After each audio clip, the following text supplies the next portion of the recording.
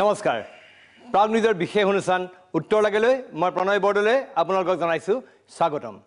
ইতিমধ্যে আপোনালোক সকলোৱে গম পাইছে যে নাগৰিকত্ব সংশোধনী বিধেয়ক 2016 ইতিমধ্যে লোকসভাত গৃহীত হ'ল যদিও ৰাজ্যসভাত আজি এই বিষয়টো আলোচনাৰ কথা উত্থাপন হোৱাৰ কথা আছিল কিন্তু এতিয়ালৈকে যিটো শেহতীয়া যিটো খবৰ এই বিধেয়কখন আলোচনালৈ নাহিল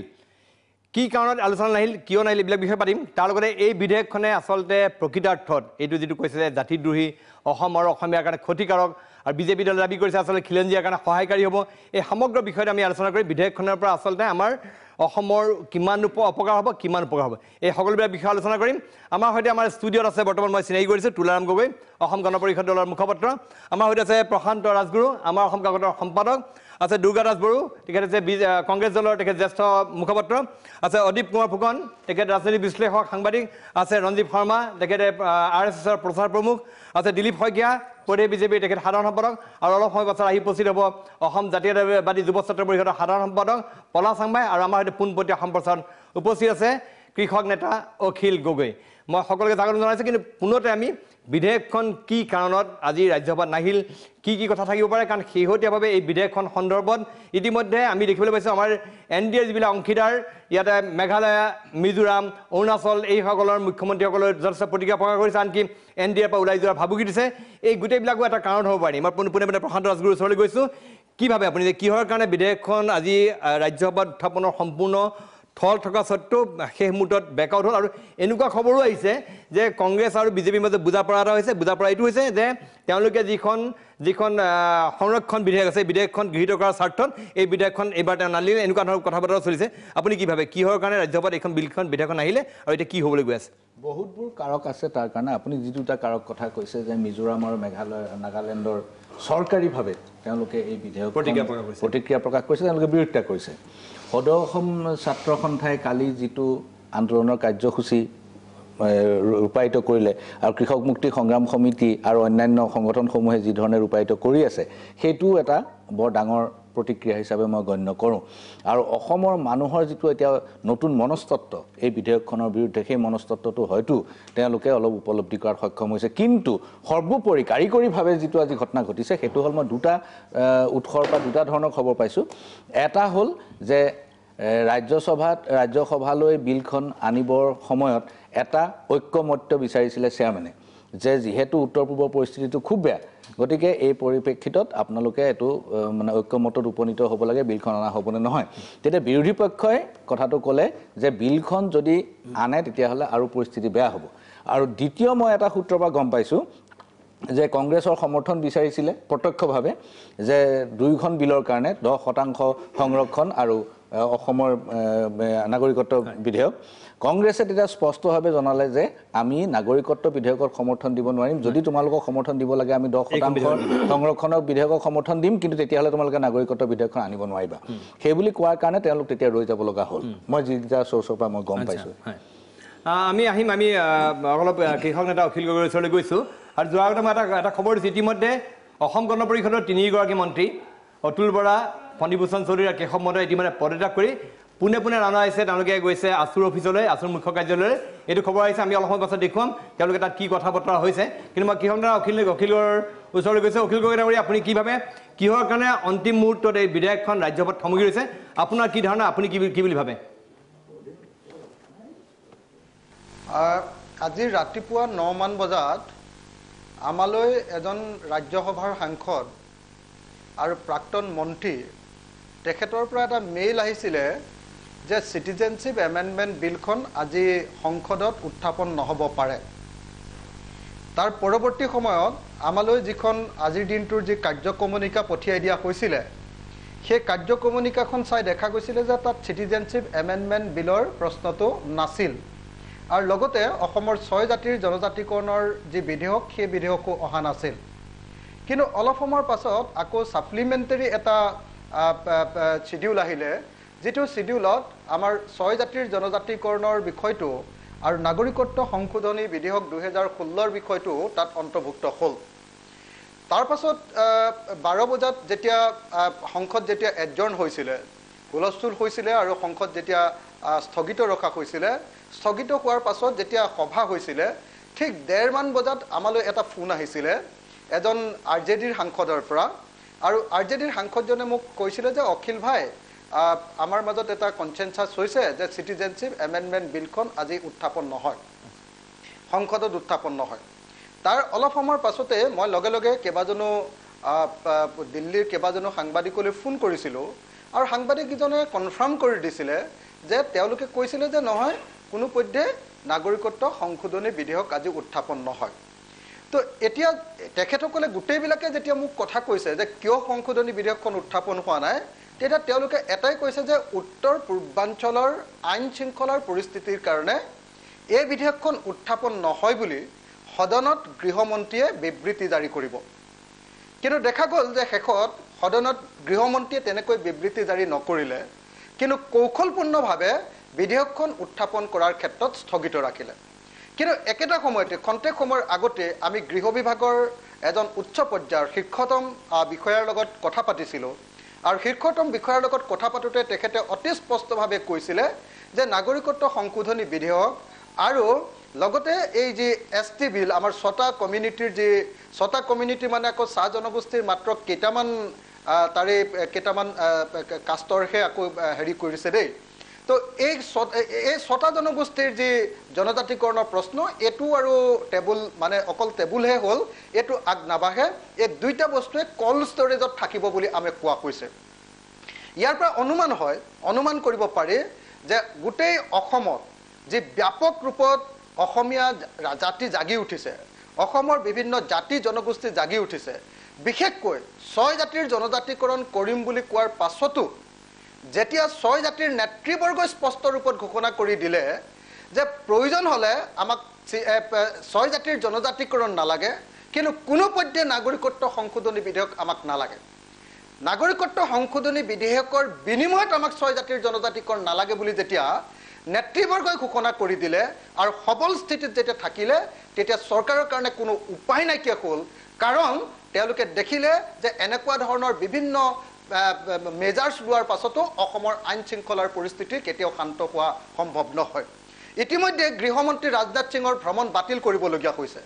ইতিমধ্যে মুখ্যমন্ত্ৰী সৰ্বানন্দ সোণোৱালে অসমৰ নিজৰ ঘৰৰ পৰা নিজৰ ডিব্ৰুগড়ৰ ঘৰৰ পৰা ওলাব নোৱাৰা পৰিস্থিতি হৈছে তেওঁৰ নিজৰ ঘৰটো গাঁৱৰ ঘৰত বাৰম্বাৰ মানুহে গৈ প্ৰতিবাদ সাব্যস্ত কৰিছে ৰাজ্যিক বিজেপিৰ সভাপতিক ইতিমধ্যে কলা পতাকা প্ৰদৰ্শন কৰা হৈছে গগৈ ডাঙৰীয়া মই আপোনাৰ লগত এই বিষয়ে আলোচনা কৰি মই আপোনাতে সকলোৰে প্ৰাথমিক প্ৰতিক্ৰিয়াখিনি জানিলোঁ মই অদীপ ফুকনৰ ওচৰলৈ আহিছোঁ ইতিমধ্যে আজি দেখিবলৈ পাইছোঁ ৰাজ্যসভাত প্ৰৱেশ কৰি আজি কেন্দ্ৰীয় গৃহমন্ত্ৰী ৰাজনাথ সিঙে এটা ষ্টেটমেণ্ট দিলে আৰু তেওঁ এই ষ্টেটমেণ্টৰ দ্বাৰা তেওঁ কৈছে অসমবাসী আৰু উত্তৰ পূৰ্ববাসীক মই আশ্বস্ত কৰিব বিচাৰিছোঁ যে দলে এনেকুৱা ধৰণৰ কোনো কাম কৰা নাই যিটো দ্বাৰা অসম আৰু অসমীয়াৰ স্বাৰ্থ বিঘ্নিত হ'ব বা হানি হ'ব আপুনি কি ভাবে যে তেওঁৰ এই বক্তব্যই অসমৰ মানুহক অসমীয়া মানুহক আশ্বস্ত কৰিছে ৰাজ্যসভাত দিয়া বক্তব্য আৰু কালি লোকসভাত দিয়া বক্তব্যৰ মাজত সাংঘাতিক তাফত নাই একেখিনি বক্তব্যই ইয়াত উত্থাপন কৰিছে মই ভাবোঁ যে দুটা কাৰণ এটা হৈছে অসমত হোৱা সংগ্ৰামী ৰাজনীতি আৰু ভাৰতবৰ্ষত যিটো ৰাজনীতি আছে মানে ক্ষমতাকেন্দ্ৰিক ৰাজনীতিৰ এই দুইটা অংকত বিজেপিয়ে ভয় খাইছে ভয় খোৱাৰ কাৰণে তেওঁলোকে কালিলৈকে যিটো এটা মানে এটা পৰিৱেশ ভাবিছিল এটা দিন তেওঁলোকে এক্সটেণ্ডো কৰিছিলে গোটেই লোকসভা ৰাজ্যসভাৰ সময়খিনি গতিকে এটা দেখা গ'ল যে অসমত যিটো এটা হৈছে তেওঁলোকে নৰ্থ ইষ্ট সাংঘাতিক গুৰুত্ব দিয়ে নৰ্থ ইষ্টৰ সংগ্ৰামখন এনেকুৱা ধৰণৰ তীব্ৰ হ'ল কালি বন্ধটোৱে এটা হ'ল ইকনমিক ব্লকেট বুলি কোৱা কথাটো তেওঁলোকে সাধাৰণতে ভয় খায় বিভিন্ন কাৰণত আৰু অসমৰ সকলো জনসাধাৰণ যেতিয়া ওলাই আহিলে সেই কথাটো তেওঁলোকে এটা ৰাজনৈতিকভাৱে ভয় খাইছে দ্বিতীয় আন এটা বিষয় হ'ল যে যিটো মিজোৰাম আৰু মেঘালয়ত এই দুইখন ৰাজ্যৰ চৰকাৰে যি এটা সিদ্ধান্ত তেওঁলোকে গ্ৰহণ কৰিছে ইফালে বিজু পাটনায়ক বিজেডিয়ে যি এটা ইতিমধ্যে ওলাই আহিছে তেওঁলোকে বিজেডি ইতিমধ্যে আঁতৰি আছে শিৱসেনা সিদ্ধান্ত লৈছে এই গোটেই কথাবিলাক এটা ৰাজনৈতিক কথাটো আছে আটাইতকৈ গুৰুত্বপূৰ্ণ ৰাজনৈতিক ঘটনাটো মই ভাবোঁ যে যিহেতু এখন ৰাজ্যসভাত যদি উত্থাপন কৰাৰ পিছত তেওঁলোকে জানে যে অংকটো স্পষ্ট তাত ৰাজ্যসভাত NDA আগবঢ়াব নোৱাৰে আৰু উত্থাপন কৰি যদি তাত তেওঁলোকে পাছ কৰিব নোৱাৰে তেতিয়া ক্ৰেডিট গ'জ টু কংগ্ৰেছ আৰু যি সন্মুখত 90টা দিন আছে লোকসভালৈ এই সময়ত তেওঁলোকে ডাইৰেক্টলি প্ৰত্যক্ষভাৱে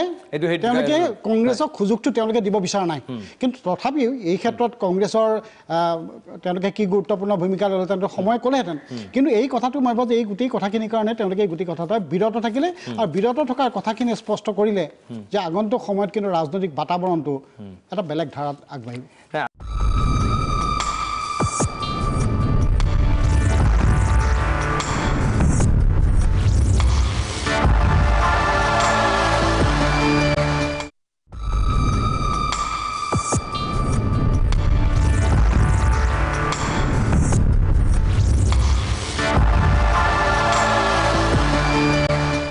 আমাৰ হাতত যিখন ৰাজ্যসভাৰ টোটেল ষ্ট্ৰেংথ এতিয়া 245 গৰাকী তাত সাংসদ আছে তাৰ ভিতৰত NDAৰ সদস্য সংখ্যা বৰ্তমান যদি পুৰা সম্পূৰ্ণ NDAৰ সমৰ্থন আছে 89 99 গৰাকী সাংসদ NDAৰ পক্ষত আছে UPৰ পক্ষত 57 গৰাকী কিন্তু তেওঁলোকৰ লগত জনতা পৰিবাৰ আদাৰ পাৰ্টিজ মিলি পেলাই এইখিনি হৈছে গতিকে যিখিনি তেওঁলোকৰ আচলতে বিৰোধী সাংসদৰ মানে সদস্য সংখ্যাই বেছি আছিলে সেইকাৰণে হয়তো তেওঁলোকে অলমষ্ট 155 জনৰ বেছিভাগেই বিৰোধী পক্ষত আছে মই দিলীপ শইকীয়া কি আপোনালোকে এই বিধেয়কখন লৈ সমগ্ৰ ৰাজ্য উত্তাল হৈ গৈছে দেখিছে বিধেয়কখন লৈ ৰাজ্যবাসীৰ মাজত অসন্তুষ্টি খুব ব্যাপক ৰূপত ইতিমধ্যে স্বতঃস্ফূৰ্ত প্ৰকাশ পাইছে তাৰপাছত আপোনালোকে এতিয়াও এই বিধেয়কখন লৈ এতিয়াও আপোনালোকে বিধেয়কখন হ'ব লাগিব বিধেয়কখন কৰিমেই কি আপুনি ভাবে নেকি যে অসমৰ মানুহে যিখিনি প্ৰতিবাদ কৰিছে অসমৰ মানুহে যি ৰাস্তাত ওলাই আহিছে সেয়া সম্পূৰ্ণ অৰ্থহীন ইয়াৰ আচলতে কোনো মূল্য নাই এই কথাই যুক্তিহীন কাৰণত অসমৰ মানুহে প্ৰতিবাদ সাব্যস্ত কৰি আছে কি ভাবে আপুনি প্ৰথমতে অসমৰ ৰাইজৰ যিটো এটা সংগ্ৰামী মন এটা আগৰ পৰাই আছে সেই সংগ্ৰামী মনটোক আমি শ্ৰদ্ধা আৰু সন্মান জনাইছোঁ আমি নাগৰিকত্ব সংশোধনী বিধেয়ক 2016ৰ যোগেদি ইতিমধ্যে কেন্দ্ৰীয় গৃহমন্ত্ৰী ৰাজনাথ সিং ডাঙৰীয়াই অসমৰ মাননীয় মুখ্যমন্ত্ৰী ডক্টৰ হিমন্ত বিশ্ব শৰ্মা ডাঙৰীয়াই আৰু লগতে নেডাৰ আহ্বায়ক ডক্টৰ হিমন্ত বিশ্ব শৰ্মা ডাঙৰীয়াই গোটেই কথাখিনি অসমৰ ৰাইজলৈ স্পষ্টভাৱে জনাইছে এই সংশোধনী বিধেয়কখনৰ দ্বাৰা অদূৰ ভৱিষ্যতে অসমৰ কোনো ক্ষতি নহয় এইটো স্পষ্ট কথা আমাৰ দলৰ স্পষ্ট সিদ্ধান্ত স্পষ্ট আমাৰ নীতি এই বিধেয়কখনে অসমত অসমীয়া খিলঞ্জীয়া জাতি জনগোষ্ঠীৰ যি ৰাজনৈতিক অধিকাৰ সামাজিক সাংস্কৃতিক অৰ্থনৈতিক যি অধিকাৰ সেই অধিকাৰ যুগ যুগান্তৰলৈকে অনাদি অনন্ত কালৰ বাবে যাতে সুৰক্ষিত থাকে সেই কথাটোহে আমি আটাইতকৈ মানে প্ৰাধান্য দিছোঁ আজি অসম চুক্তিৰ 6 নং দফা আজি কাৰ্যকৰীকৰণৰ বাবে বহুতে কৈছে এইটো নিৰ্বাচনৰ পূৰ্বে লোৱা এটা ৰাজনৈতিক চমক গতিকে এই কথাটো শুদ্ধ নহয় আজিৰ পৰা 1.5 বছৰ আগতে ৰাজনাথ সিং ডাঙৰীয়াই অসমত আহি এই কথাখিনি ঘোষণা কৰিছিল কিন্তু যেহেতু গোটেই এটা বিষয়টোক এটা প্ৰক্ৰিয়াৰ মাজেৰে লৈ যাওঁতে কিছু সময় লাগে এই যিখন কমিটি এমপি বেজবৰুৱাৰ নেতৃত্বত গঠন কৰা হৈছে মই কথাখিনি ক'বলৈ দিয়ক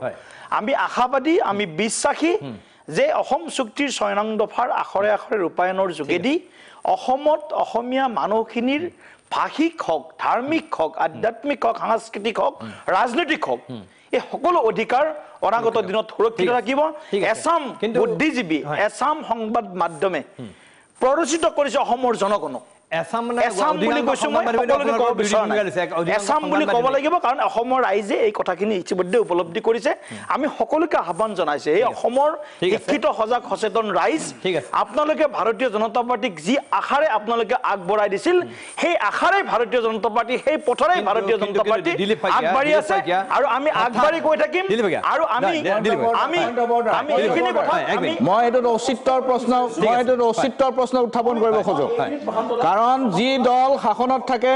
তেওঁ দলকৰ বিৰুদ্ধে গলে সদায় সংবাদ মাধ্যমক সদায় দোষাৰোপ কৰা হয় দুৰ্গা দাস বড়োৰ দল যেতিয়া ক্ষমতাত আছিলে তেতিয়া বিজেপিৰ কাৰণে আমি বৰ প্ৰিয় পাত্ৰ আছিলো আৰু তেতিয়া কংগ্ৰেছে কৈছিল সংবাদ মাধ্যমে এইবোৰ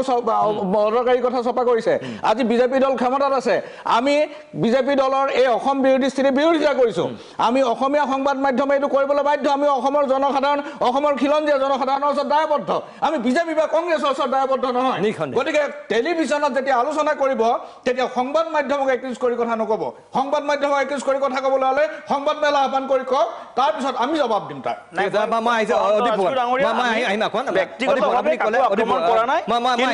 কিন্তু প্ৰণয় দা এছাম সংবাদ মাধ্যমৰ ভূমিকা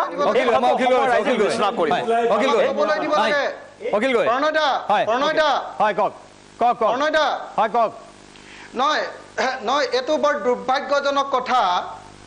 যে সমগ্ৰ অসম জাগৰিত হোৱাৰ পাছতো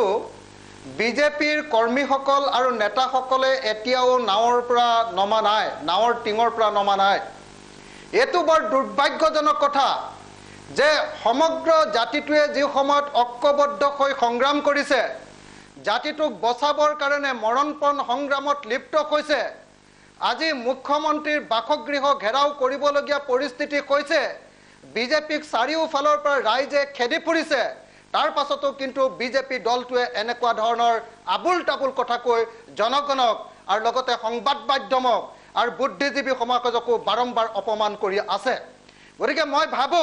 যে সংবাদ মাধ্যমে আচলতে এই মুহূৰ্তত বিজেপিৰ এই মানুহবিলাকক বেছিকে কথা ক'বলৈ চান্সে দিয়া উচিত নহয় মই মাত্ৰ এটা উদাহৰণ দিওঁ অখিল গগৈ ডাঙৰীয়া মই এটা মাত্ৰ আপুনি অসমখনক ধ্বংস কৰাৰ মূলত এজন মাত্ৰ মানুহ কিন্তু আপুনিও বাচিলে যে ভৱিষ্যতে অখিল গগৈ ডাঙৰীয়া অসমৰ ৰাইজে মই এটা বাক্য ক'ব খুজিছো আপুনি সৰ্বে সৰ্বা নহয় অসমৰ ভাগ্য নিয়ন্ত্ৰণ নহয় আপুনি আপুনি ভাগ্য নিয়ন্ত্ৰণ নহয় এটা বাক্য মই ক'ব খুজিছো প্ৰণয় বৰদলৈ ডাঙৰীয়া মই এটা বাক্য ক'ব খুজিছো তেওঁ আপুনি পদ্ধতি দিব আমাৰ আছে মই মই মাত্ৰ এটা বাক্য কৈছো ঠিক আছে দিলীপ শইকীয়া বাক্যটো হ'ল চক্ৰান্ত ৰচিছিল 1982 চনত ঠিক আছে 1979 চনৰ 85 চনলৈ আপোনাক এটা বাক্য ক'বলৈ দিয়ক মোৰ দূৰৰ পৰা বক্তব্য ৰাখিবলৈ দিগদাৰ হয় মই ভাবো যে প্ৰণয় বৰদলৈ ডাঙৰীয়া বিজেপি কেনেকৈ এতিয়া দপ্তৰ পাবলৈ দিয়া উচিত নহয় মোক এটা বাক্য অখিল গগৈ ৰখাইছো অখিল গগৈ মই দিলীপ শইকীয়া আপুনি ভোট ক'লে দিলীপ শইকীয়া প্লিজ দিলীপ শইকীয়া আপুনি ক'লে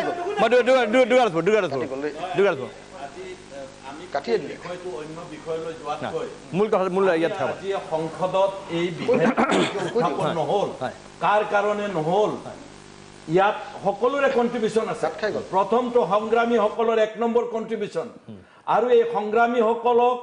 সঁচা বাতৰি পৰিবেশন কৰা সকল তেওঁলোকৰ ক্ৰেডিট আছে আজিৰ দিনটোত কিন্তু তাৰ লগে লগে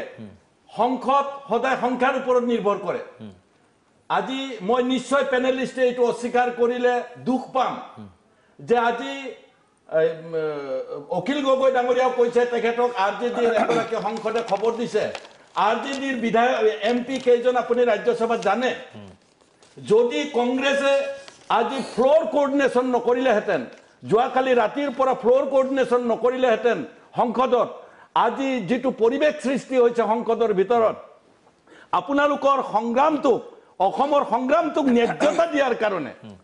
বিৰোধিতা কৰাৰ কাৰণে সপক্ষে তাত যিটো ৰোল লৈছে সেই ৰোলটো কিন্তু আপোনালোকে আজিয়ে শেষ বুলি নাভাবিব এই বিলখন কিন্তু স্থগিতহে হৈছে তেওঁলোকে ভাৰতীয় জনতা পাৰ্টিয়ে তেওঁলোকৰ মনসা ইতিমধ্যে প্ৰকাশ কৰিছে ইয়াৰ জেনেৰেল ছেক্ৰেটাৰী অসমৰ তেওঁলোকৰ চিন্তা চৰ্চা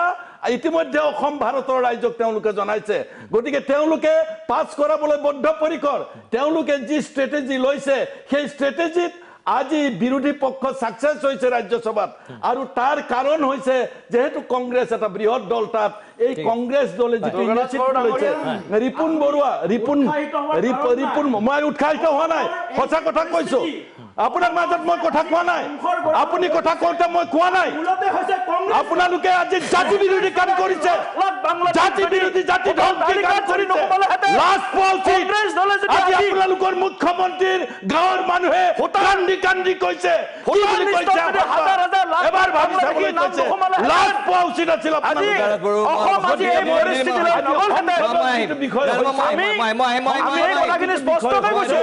কংগ্ৰেছ দলৰ ষড়যন্ত্ৰ সফল নহয় কংগ্ৰেছ দলে ভাবিছে অগপক উৎসাহিত কৰিছে ষড়যন্ত্ৰ কৰিছে কংগ্ৰেছ দলে এই ষড়যন্ত্ৰৰ শিকাৰ কিন্তু কংগ্ৰেছৰ এই ষড়যন্ত্ৰৰ শিকাৰ দুৰ্গাৰাজ বৰদলৈ যিমানেই নকওঁ অস্বীকাৰ কৰা দুৰ্গাৰাজ বৰদলৈ যিমানেই নকওঁ আনন্দিত উল্লাসিত হোৱাৰ কাৰণ নাই কংগ্ৰেছ দলৰ আপোনালোকে জাতিক হত্যা কৰিব ওলাইছে অসমীয়া জাতিক হত্যা কৰিবলৈ প্ৰস্তুত হৈছে 60 বছৰৰ জাতিটোক যদি হত্যা কৰিছে কেৱল কংগ্ৰেছ দলে হত্যা কৰি মই পলাচামাই মই এই কথা আচৰিত লাগিছে পলাচামাই আপুনি আছে নেতৃবৰ্গত আন্দোলন কৰি আছে এই কথাটো মোৰ এটা কথা আচৰিত লাগিছে আপোনালোকৰ বাকী প্ৰশান্ত ৰাজগুৰু অদীপ ফুকনৰ ওচৰলৈ মোৰ এটা প্ৰশ্ন আছে এইটো হয় যে আমি যোৱাকালি আমাৰ অসম চৰকাৰৰ এজন মন্ত্ৰী হিমন্ত বিশ্ব শৰ্মাই এখন যেটা সংবাদ মাধ্যমত তেওঁ সম্বোধন কৰিছিলে সংবাদ মাধ্যমক সম্বোধন কৰি তেওঁ কৈছে যে হয় আমি ধৰ্মৰ কথা চিন্তা কৰিছোঁ ধৰ্ম ভিত্তিত কৰিছোঁ এখন ধৰ্ম নিৰপেক্ষ দেশৰ এজন মন্ত্ৰী হিচাপে তেওঁ কেনেকৈ ক'ব পাৰে যে মই ধৰ্ম ভিত্তিত কামটো কৰিছোঁ আচৰিত লাগিছে এটা আমাৰ সংবিধানৰ এটা গোটেই প্ৰিএম্বলছ যিটো আছে প্ৰস্তাৱনা সেইটোকে নাকচ কৰি দিছে আমাৰ এখন ধৰ্ম নিৰপেক্ষ ৰাষ্ট্ৰ তাত কেনেকৈ ক'ব পাৰে যে মই অকল এটা ধৰ্মৰ কথা ভাবিছোঁ নিশ্চিতভাৱে যে দীৰ্ঘদিন ধৰি অসমৰ মানুহক কেন্দ্ৰৰ শাসক গোষ্ঠীটোৱে প্ৰতাৰণা কৰি আহিছিল, বিশ্বাসঘাতকতা কৰি আহিছিল, প্ৰবঞ্চনা কৰি আহিছিল। আৰু সেই প্ৰতাৰণা, প্ৰবঞ্চনা আৰু বিশ্বাসঘাতকতাৰ এইখন কেন্দ্ৰীয় চৰকাৰো ব্যক্তিক্ৰম নহ'ল। আৰু যোৱা কালিৰ দিনটো আছিল ভাৰতবৰ্ষৰ ৰাজনৈতিক ইতিহাসৰ কাৰণে এটা কলা দিন। যোৱাকালি ধৰ্মৰ নামত নাগৰিকত্ব প্ৰদান কৰাৰ যিখন বিধেয়ক, সেই বিধেয়কখন বিললৈ ৰূপান্তৰিত হৈছিল। যোৱাকালি ধৰ্মৰ নামত যি জাতিৰ নামত নাগৰিকত্ব প্ৰদান কৰাৰ যি কাৰ্যব্যৱস্থা, সেই কাৰ্যব্যৱস্থাৰ চূড়ান্ত ৰূপ প্ৰদান কৰা হৈছিল। কিন্তু সমগ্ৰ উত্তৰ পূৰ্বাঞ্চলত আৰু অসমত বিশেষকৈ অসমীয়া মানুহ পূৰ্বেতেও পৰাধীন নাছিল, আজিও পৰাধীন নহয়, আৰু ভৱিষ্যতেও অসমীয়া মানুহক পৰাধীন কৰিব বিচৰা যিবিলাক ষড়যন্ত্ৰ, সেই ষড়যন্ত্ৰবিলাকক যে অসমীয়া মানুহে উফৰাই পেলাই, সেই কথাটো যোৱা দুদিন অসমীয়া মানুহে প্ৰমাণ কৰি দেখুৱাইছে। অসমীয়া মানুহে প্ৰমাণ কৰি দেখুৱাইছে যে জাতি ৰক্ষাৰ কাৰণে মৃত্যুবৰণ পৰ্যন্ত কৰিবলৈ কুণ্ঠাবোধ নকৰে। অসমীয়া মানুহে যোৱা দুদিন ধৰি প্ৰমাণ কৰি দেখুৱাইছে যে সৰ্বোচ্চ ত্যাগ কৰি হ'লেও জাতি ৰক্ষা নিশ্চিতভাৱে কৰা হ'ব। জাতিটোক প্ৰতাৰণা, প্ৰবঞ্চনা কৰা যিসকল ব্যক্তি আছে, সেই ব্যক্তিসকলক এই সময়তে আমি নিশ্চিতভাৱে চিনাক্ত কৰিব লাগিব, আৰু চিনাক্ত কৰি সেই ব্যক্তিসকলক কিন্তু পুলিয়ে পুখাই উঘালি পেলাব লাগিব। অন্য হাতেদি ধৰ্মৰ নামত যি কথা কোৱা হৈছে, আপোনালোকে দেখিছে যে অসমীয়া জাতি গঠন প্ৰক্ৰিয়াটো, মই ভাৰতবৰ্ষৰ প্ৰেক্ষাপটৰ কথা নকওঁৱে, অসমীয়া জাতি গঠন প্ৰক্ৰিয়াটোৱে ধৰ্মৰ নামত হোৱা নাই। অসমীয়া জাতি গঠন প্ৰক্ৰিয়াটো ত্বৰান্বিত কৰিছে জাতিয়ে, অসমীয়া ভাষাই। আৰু অসমীয়া ভাষা, অসমীয়া সংস্কৃতি, অসমীয়া স্বাভিমান নিশেষ কৰিব পৰা যিখন বিল, সেই বিলখন যিদিনা সংসদত গৃহীত হৈছে, আৰু আমাৰ মন্ত্ৰী, বিধায়ক, বিষয়াসকলে কৈছে যে মই অসমীয়া হিচাপে গৌৰৱান্বিত, তাতকৈ আৰু লজ্জাজনক কথা নাই। আমি অসমীয়া হিচাপে কালি সমগ্ৰ পৃথিৱীত আমি লাজ পাইছিলো, আজিহে কিন্তু আমি অসমীয়া যে এটা স্বাভিমানী জাতি, সেই জাতি আজি প্ৰতিষ্ঠা হৈছে। ঠিক আছে, ৰঞ্জিত শৰ্মা ওচৰত আছে। ৰঞ্জিত শৰ্মা কি ভাবে যে বিজেপি দল সকলে জানে, আপুনি অস্বীকাৰ কৰিব পাৰে, কিন্তু RSSৰ নিয়ন্ত্ৰণত চলে, আপোনালোকৰ ৰিমট কণ্ট্ৰলত চলে। এই দলটোৰ আজি আপোনালোকৰ দলটো হ'ল, আপোনালোকৰ সংগঠনটো হ'ল গ্ৰাছৰুটত কাম কৰা এটা সংগঠন, আপোনালোকে সাধাৰণ মানুহৰ লগত আছে। এই ৰাজ্যজুৰি যিটো প্ৰতিবাদ হৈছে আপোনাৰ বিভিন্ন ঠাইত, বিভিন্ন স্থানত ব্যাপক প্ৰতিবাদ এইখন বিধেয়কৰ বিৰুদ্ধে, ইয়াৰ পাছতো আপোনালোকৰ এই দলটোক এতিয়াও আপোনালোকে এই পৰামৰ্শ দি আছে যে বিধেয়কখনৰ সপক্ষে যাবলৈ, বিধেয়কখন যিকোনো প্ৰকাৰে গৃহীত কৰিবলৈ, বিধেয়কখন যিকোনো প্ৰকাৰে আইনত পৰিণত কৰিব লাগে, সেইটো পৰামৰ্শ এতিয়াও RSSে দি আছে নেকি দলটো? গোটেই কথাখিনি সঁচা কথাখিনি ক'বলৈ সুবিধা দিব জানো আপুনি? নাই, যদি কোনোবাই ডিষ্টাৰ্ব নিদিয়ে তেতিয়াহ'লে মই সঁচা কথাখিনি কওঁ। এটাকে আৰম্ভ কৰোঁ। চাংমাই ক'লে অসমীয়া জাতি অপৰাজয় জাতি, একদম তাত কোনো দ্বিমত নাই। কেতিয়াও পৰাজিত হোৱা নাই আমাৰ জাতি, আৰু সেই কথাটো আন্তঃৰাষ্ট্ৰীয় পৰ্যায়ত অধ্যয়ন হৈছে যে অসমীয়া জাতি কিয় পৰাজিত নহয়। হেংদাং লৈ, বন্দুক চলাই, বৰটোপ চলাই অসমীয়া জাতি পৰাজিত কৰিব নোৱাৰে। স্থলযুদ্ধটো পৰাজিত কৰিব নোৱাৰে, পানীৰ যুদ্ধটো কৰিব নোৱাৰে, এই কথাটো অসমীয়া জাতিয়ে প্ৰমাণ কৰি দিছে। কিন্তু যোৱা 1905 চনৰ পিছত এটা নতুন ফৰ্মুলা আমাৰ জাতিটোক পৰাজিত কৰিবৰ কাৰণে আৰম্ভ কৰা হৈছিল, আৰু সেই ফৰ্মুলাটো আছিল গামোচা পিন্ধিব লাগে, মইতো অসমীয়া আছোঁ, এই কথাটো ক'ব লাগে, তেতিয়াহ'লে সেই জাতিটোক আমি সেই থিয়ৰিতে জাতিটোক পৰাজিত কৰিব পাৰোঁ। আজি সৰু অসম ছাত্ৰ সন্থাৰ যিটো সংগ্ৰামী সত্তা আছে, সেই সংগ্ৰামী সত্তাৰ প্ৰতি সম্পূৰ্ণ শ্ৰদ্ধা জনাই,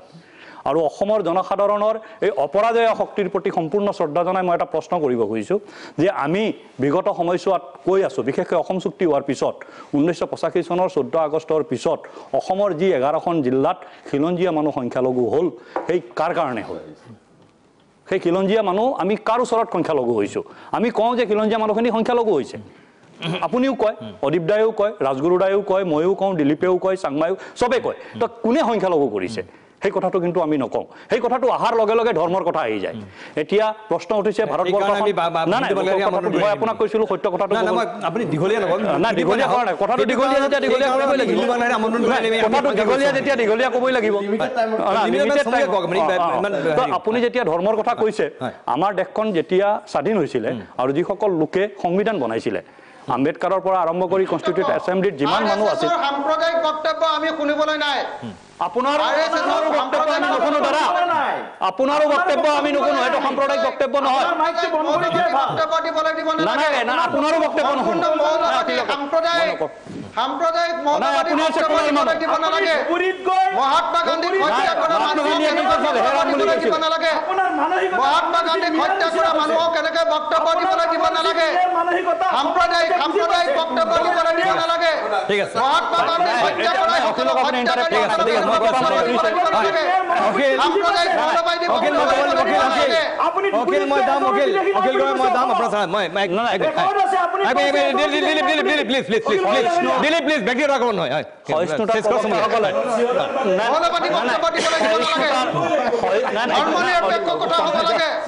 গণতান্ত্ৰিক কথা হ'ব লাগে লখিলে কি কৰি আছে ভাগৱত পঢ়ি আছে নেকি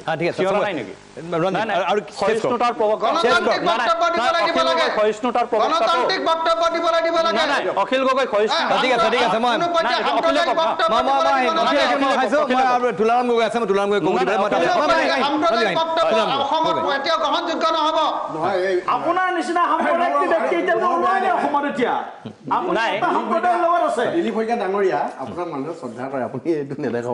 নাই মোক ক'বলৈ কিয় নিদিয়ে মই সেইটো বুজি পোৱা নাই মোৰ বাক স্বাধীনতাটো কিয় হৰণ কৰিছে প্ৰণয় বৰদলৈ হিন্দু নাগৰিকত্ব নাই এই তুলাৰাম গগৈ এখন মই প্ৰণয়ক সুধিছো মোৰ বাক স্বাধীনতা কিয় হৰণ একেবাৰে ক'ব দিয়া আছে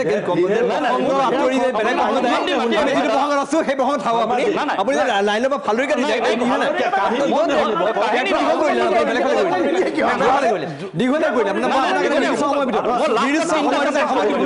মোক তিনিটা চেণ্টেন্স ক'বলৈ দিয়ক ঠিক আছে ঠিক আছে গৈ মই তেওঁ কৈছে বাক স্বাধীনতা ঠিক আছে তিনিটা বাক্যত কওক মই কৈছো যে আমি যেতিয়া ডাটা চেঞ্চাছৰ ৰিপৰ্ট মই এটা তথ্য দিব খুজিছো ভাষা মাধ্যম আন্দোলনৰ শ্বহীদ মুজামিলক খাৰুপেটীয়াত হৈছিলে খাৰুপেটীয়াটো দলগাঁও বিধানসভা সমষ্টিত আহে দলগাঁও বিধানসভা সমষ্টিত এটা ক'বলৈ দলগাঁও বিধানসভা সমষ্টিত আহে বুলি কৈছো মই দলগাঁও বিধানসভা সমষ্টিত 2011 চনৰ চেঞ্চাছ ৰিপৰ্ট মতে 4,18,012জন মুছলিম মানুহ আছে ঠিক আছে আৰু তাত লিংগুইষ্টিক যিটো ডাটা ঠিক আছে দলগাঁও বিধানসভা সমষ্টিত লিংগুইষ্টিক হ'ল বেংগলী ভাষী আছে 3,86,595 জন আৰু তাত টোটেল হিন্দু আছে 74,138 জন এই 74,138 জনকে আমি যদি বেংগলী হিন্দু বুলি ভাবো তেতিয়াহ'লে আপোনাৰ 3,86,595 জন বেংগলী ভাষা কোৱা মুছলমান তেনেকুৱা গোটেইখিনি ডাটা আছে কথাটো ক'বলৈ দিয়ক এইটো কথা কৈছে যে হিন্দু বেংগলী আহিলে অসমীয়া ভাষাটোৰ সংঘাত হ'ব যে বেংগলী ভাষাটো কেৱল হিন্দুৱে নকয় বেংগলী ভাষাটো মুছলমানেও কয় সেইকাৰণে উচিত দাদা এইটো কৰিবই লাগিব এইটো তথ্য এইটোৱে তথ্য এইটোৱে গ্ৰাউণ্ড এইটোতকৈ ডিবেট নকৰিব এইটোৱে গ্ৰাউণ্ড হয় এইটোৰ ওপৰত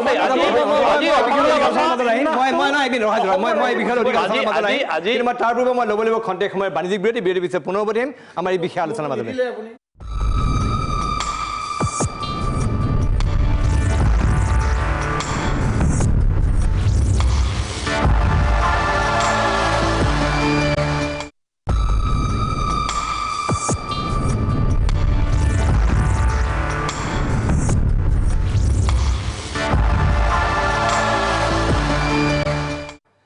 খন্তেক সময়ৰ বিৰতিৰ পিছত পুনৰ উভতি আহিছোঁ প্ৰাণ নিউজৰ বিশেষ অনুষ্ঠান উত্তৰ লাগে মাজলৈ আজি আমি আলোচনা কৰি আছোঁ নাগৰিকত্ব সংশোধনী বিধেয়ক 2016 আৰু তাৰ পৰা উদ্ভৱ হ'ব পৰা পৰিস্থিতি সন্দৰ্ভত মই বিৰতিলৈ যোৱাৰ আগতে তুলাৰাম গগৈ কিবা এটা ক'ব বিচাৰিছে মই তেওঁক বাধা দিবলৈ বাধ্য হৈ গৈছিলোঁ হয় কি ক'ব বিচাৰিছে এই নাগৰিকত্ব সংশোধনী বিধেয়ক 2016 এইখনত এতিয়া অসম তথা উত্তৰ পূৰ্বাঞ্চলত সকলো ৰাইজে বিৰোধিতা কৰিছে সকলো ৰাইজে বেয়া বুলি কৈছে আনকি মই ক'ব লাগিব তেখেতলোকৰ নাম যিসকল স্বনামধন্য জ্ঞানী বুদ্ধিজীৱীয়ে ভাৰতীয় জনতা পাৰ্টি চৰকাৰ অসমত প্ৰতিষ্ঠা কৰিবৰ কাৰণে আৰ্টিকল লিখিছিল নেৰানেপেৰা চেষ্টা কৰিছিল সেইসকলেও এই হিন্দু নাগৰিকত্ব সংশোধনী বিধেয়কখন ইয়াত লাগু হ'লে অসমীয়া জাতিটো নিশেষ হ'ব ভাৰতীয় জনতা পাৰ্টি চৰকাৰে এইটো আনিব নালাগে বুলি তেওঁলোকে ক'বলৈ আৰম্ভ কৰিছে 90 ঊৰ্ধৰ সাহিত্যিক শিল্পী সাহিত্যিকে ঘূৰা কান্দিবলগীয়া হৈছে সমগ্ৰ তেওঁলোকৰ আনকি নৰ্থ ইষ্টৰ অন্যান্য ৰাজ্যত তেওঁলোকৰ মিত্ৰ গোষ্ঠীয়ে চৰকাৰে এইটো মিত্ৰতা ভংগ কৰিম বুলি কৈছে আমিতো অলৰেডি কৰিলোঁ অসম গণ পৰিষদ দলে তাৰ পিছতো এই নাগৰিকত্ব সংশোধনী বিধেয়কখন ভাল বুলি কয় ভাৰতীয় জনতা পাৰ্টিয়ে RSS কয় আনকি যোৱাকালি আমি সকলোৱে দেখিলোঁ অসমত উত্তৰ পূৰ্বাঞ্চলত ইমান এটা সাংঘাতিক ধৰণৰ নোহোৱা নোপোজা এটা আন্দোলন হোৱাৰ পিছতো অতি ফেচিষ্টভাৱে তেওঁলোকে লোকসভাত পাছ কৰি লৈ গ'ল, যিটো সমগ্ৰ দেশবাসীৰ কাৰণে দুৰ্ভাগ্যজনক। এতিয়া তেওঁলোকে ক'বলৈ আৰম্ভ কৰিছে যে আমি অসম চুক্তিৰ 6 নং দফা আমি কাৰ্যকৰী কৰিম। মই এটা খুব মানে বিনয়েৰে এটা কথা কওঁ, বুকুত হেল মাৰি হাত ভৰি মালিচ কৰা কাম মানুহে কৰিব নাপায়। অসম চুক্তিৰ মূল আত্মিক স্পিৰিটটো কি, চল স্পিৰিটটো কি আছিল? 5 নম্বৰ দফাটো তাত বিদেশী চিনাক্তকৰণ বহিষ্কৰণ কৰিব লাগিব 5A। তাই সেইটো নকৰাকৈ সেইটোৰ ওপৰত তেওঁলোকৰ কোনো এজেণ্ডা নাই, কোনো কথা বতৰা নাই। তাৰপিছত তেওঁলোকে কৈছে 6 নম্বৰ দফাটোলৈ, সেইটোকে লৈ আকৌ তেওঁলোকে এটা সাংঘাতিক ধৰণৰ মাৰ্কেটিং কৰিবলৈ বিচাৰিছে। এইটো আচলতে খুব ধৰণৰ এইটো সাংঘাতিক ধৰণৰ দুখ লগা কথা। আৰু তেওঁলোকে এটা এনেকুৱা এটা মানে পৰিস্থিতিৰ সৃষ্টি কৰিবলৈ বিচাৰিছে।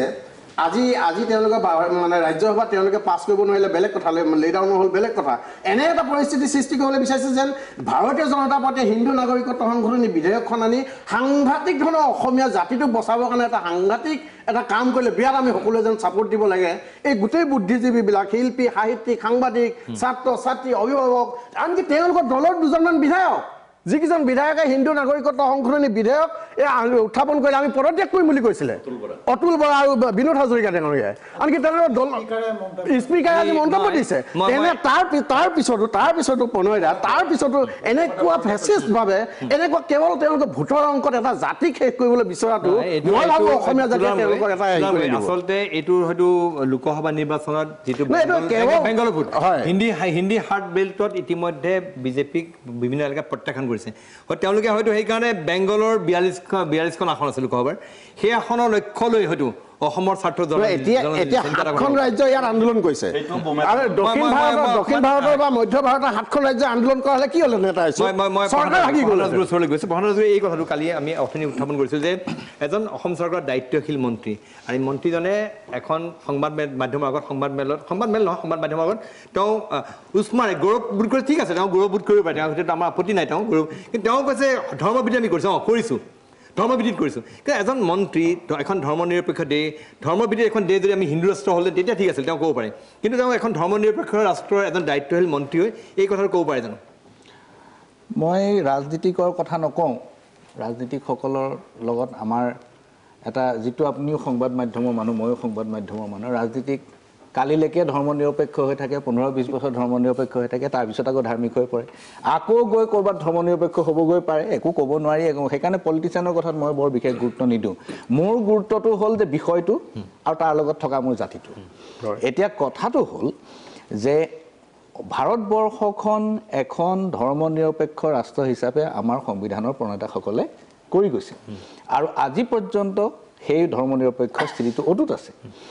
কেশৱানন্দ ভাৰতী বনাম ভাৰত ইউনিয়ন অফ ইণ্ডিয়াৰ যিটো গোচৰ, তাত এই কথাটো স্পষ্টভাৱে কোৱা হৈছে যে ভাৰতৰ যিটো মূল গাঁথনি তাত কেতিয়াও সাল সলনি কৰিব নোৱাৰিব, ই কোনো কাৰণতে নোৱাৰিব। এতিয়া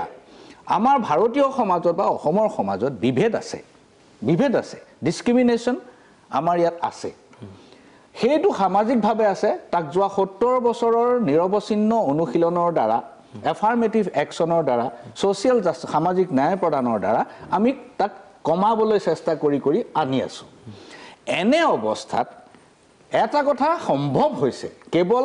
একমাত্ৰ এইটো কাৰণে সম্ভৱ হৈছে যে আমাৰ ভাৰতৰ যিখন সংবিধান সেইখন এনেকুৱা এখন উৎকৃষ্ট দলিল যে ননীভাই পালকিৱালাই তেওঁৰ উই দ্য পিপুল কিতাপখনৰ পাতনিতে লিখিছে যে শ্ৰেষ্ঠতম সংবিধানখন পৃথিৱীৰ আটাইতকৈ নিৰ্বোধ মানুহবোৰৰ হাতত পৰিল। এতিয়া কথাটো হ'ল সেই নিৰ্বোধ মানুহবোৰে কিন্তু সেই সংবিধানখন মানি লৈ আজিলৈকে দেশখন আগুৱাই আনিলে, বিশেষকৈ সমাজখন। গৌৰৱৰ কথা যে সংবিধানৰ গাঁথনিত কেতিয়াও বিভেদ নাছিল আৰু আজিও নাই। এই যিটো সম্পৰীক্ষা, একাংশ মানুহক ধৰ্মৰ ভিত্তিত নাগৰিকত্ব দিয়াৰ যিটো সম্পৰীক্ষা, এইটো প্ৰথম আৰম্ভণি, এইটো এটা ফাৰ্ষ্ট এটেম্প্ট যে ডিছক্ৰিমিনেশ্যনটো, বিভেদটো ষ্ট্ৰাকচাৰলৈ লৈ অহাটো, এইটো ভয়ংকৰ ভৱিষ্যতৰ ইংগিত দিয়ে। ঠিক আছে, মই অধিপূৰ্ণ আৰু এটা কথা সুধি ল'ব বিচাৰিছোঁ। যিটো কথা কৈ আছে বিজেপিয়েও এই কথা কৈ আছে বাৰম্বাৰ, তেওঁলোকে এই কথা ক'ব বিচাৰিছে যে আমি আমাৰ অসমত অসমীয়া মানুহ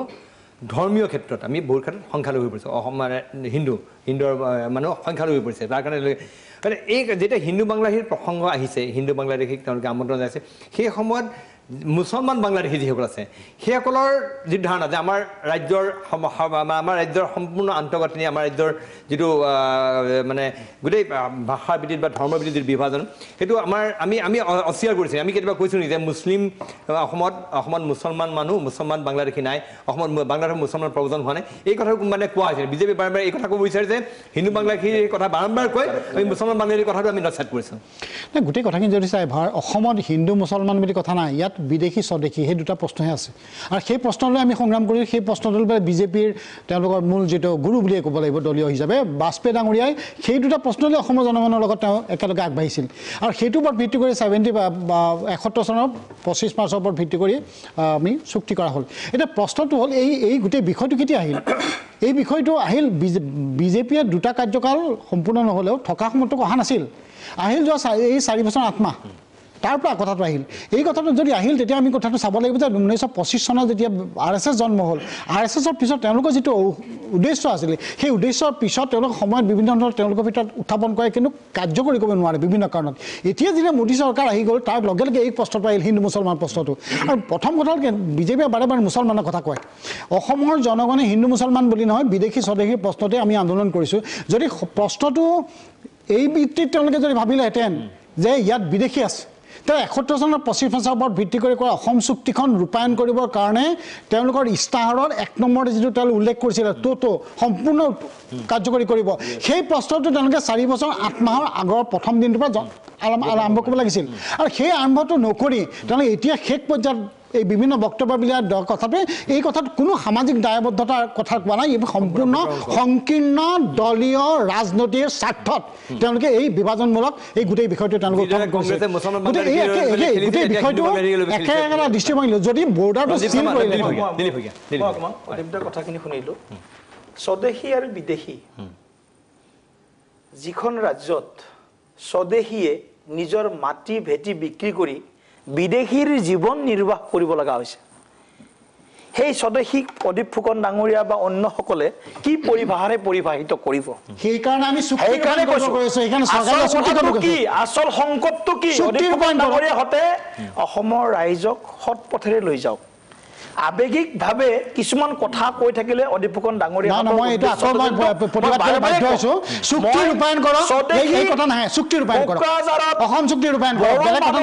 বাংলাদেশী মুছলমানে মাৰিলে ৰাজনাথ সিং আদৱানী ডাঙৰীয়াই স্বদেশী আৰু বিদেশী কথা ক'লে অসমত তাৰ প্ৰতিবাদ হ'ল সেই স্বদেশীক যদি বিদেশী প্ৰব্ৰজনকাৰী বাংলাদেশী মুছলমানে যে নিজৰ ঘৰত মাৰিব পাৰে এই স্বদেশৰ মাটি যদি স্বদেশত অসমীয়াই যদি ভগনীয়া হ'ব লাগে বহিষ্কাৰ কৰা ব্যৱস্থা নলয় চিনাক্তকৰণৰ কথাত কিন্তু ইয়াত কিন্তু আমাৰ অসমৰ চিনাক্তকৰণ কৰা ভৱিষ্যত হিন্দু মুছলমান বুলি কথা নহয় হিন্দু মুছলমান কয় না বাংলাদেশী চিনাক্তকৰণ কৰা বহিষ্কাৰ কৰক অদীপ ফুকন ডাঙৰীয়াই কোনোবা দিনা কৈছে নেকি যে অসমত মুছলমান বাংলাদেশী থাকিব লাগে মুছলমান থাকক হিন্দু বাংলাদেশী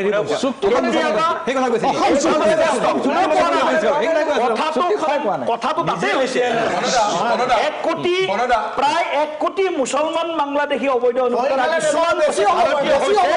সেইখিনি কথা সমস্যা নহয় 8 লাখ 9 লাখ হিন্দু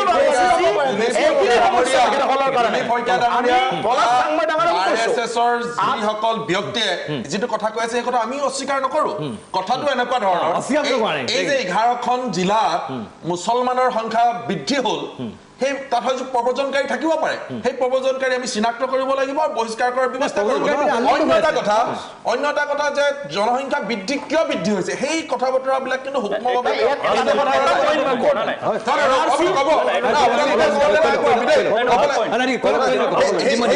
এইখিনি কথা বিশ্লেষণ কৰি জনসংখ্যাটো কিয় মানে বৃদ্ধি হ'ল কাৰণ জনসংখ্যা বৃদ্ধিৰ কাৰণবিলাক বিশ্লেষণ কৰি জনসংখ্যা ৰোধ কৰিবৰ কাৰণে তাৰ ব্যৱস্থা কৰিব লাগিব কিন্তু তাকে মুছলমানৰ জনসংখ্যা বৃদ্ধি হ'ল তাৰ তাক ৰোধ কৰিবৰ কাৰণে আকৌ হিন্দু বাংলাদেশী আনিব লাগে সেই কথাটোৱে কিন্তু সেই সূত্ৰটোত কিন্তু আমি নাই এই সূত্ৰটোত আমি আছো যে 11খন জিলাৰ যদি প্ৰব্ৰজন হৈছে জনসংখ্যা বৃদ্ধি হৈছে এখন আমাৰ দৰে পিছপৰা ৰাজ্যত সি মুছলমানৰ জনসংখ্যাই হওক হিন্দুৰ জনসংখ্যাই হওক বা আন কমিউনিটিৰ জনসংখ্যা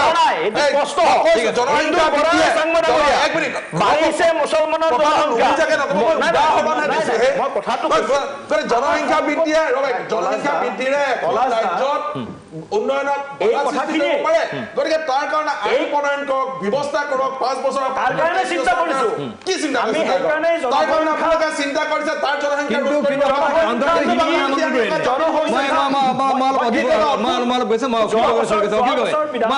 অখিল গগৈ ক'ব বিচাৰিছে অখিল গগৈ ডাঙৰীয়া এই কথাটো দিলীপ শইকীয়া ডাঙৰীয়াই ক'ব বিচাৰিছে যে আপোনালোকে হিন্দু বাংলাদেশী বিৰোধিতা কৰিছে কিন্তু মুছলমান বাংলাদেশীৰ সমৰ্থনত আপুনি থিয় দিছে এই বিষয়ত আপোনাৰ কি ক'বলগীয়া আছে প্ৰণয় দা মানে আচলতে বিজেপি আৰু RSSৰ মানুহ যিখন আলোচনাত উপস্থিত থাকে সেই আলোচনাটোত আচলতে আমাৰ নিচিনা ধৰ্ম নিৰপেক্ষ আৰু দেশপ্ৰেমী মানুহবিলাক আচলতে উপস্থিত থকাটো উচিত নহয় কাৰণ তেওঁলোকে যিবিলাক সাম্প্ৰদায়িক কথাটো কয় সেই কথাবিলাক এনে চিঞৰি কয় আমি তাৰ উত্তৰ দিবলগীয়া হয়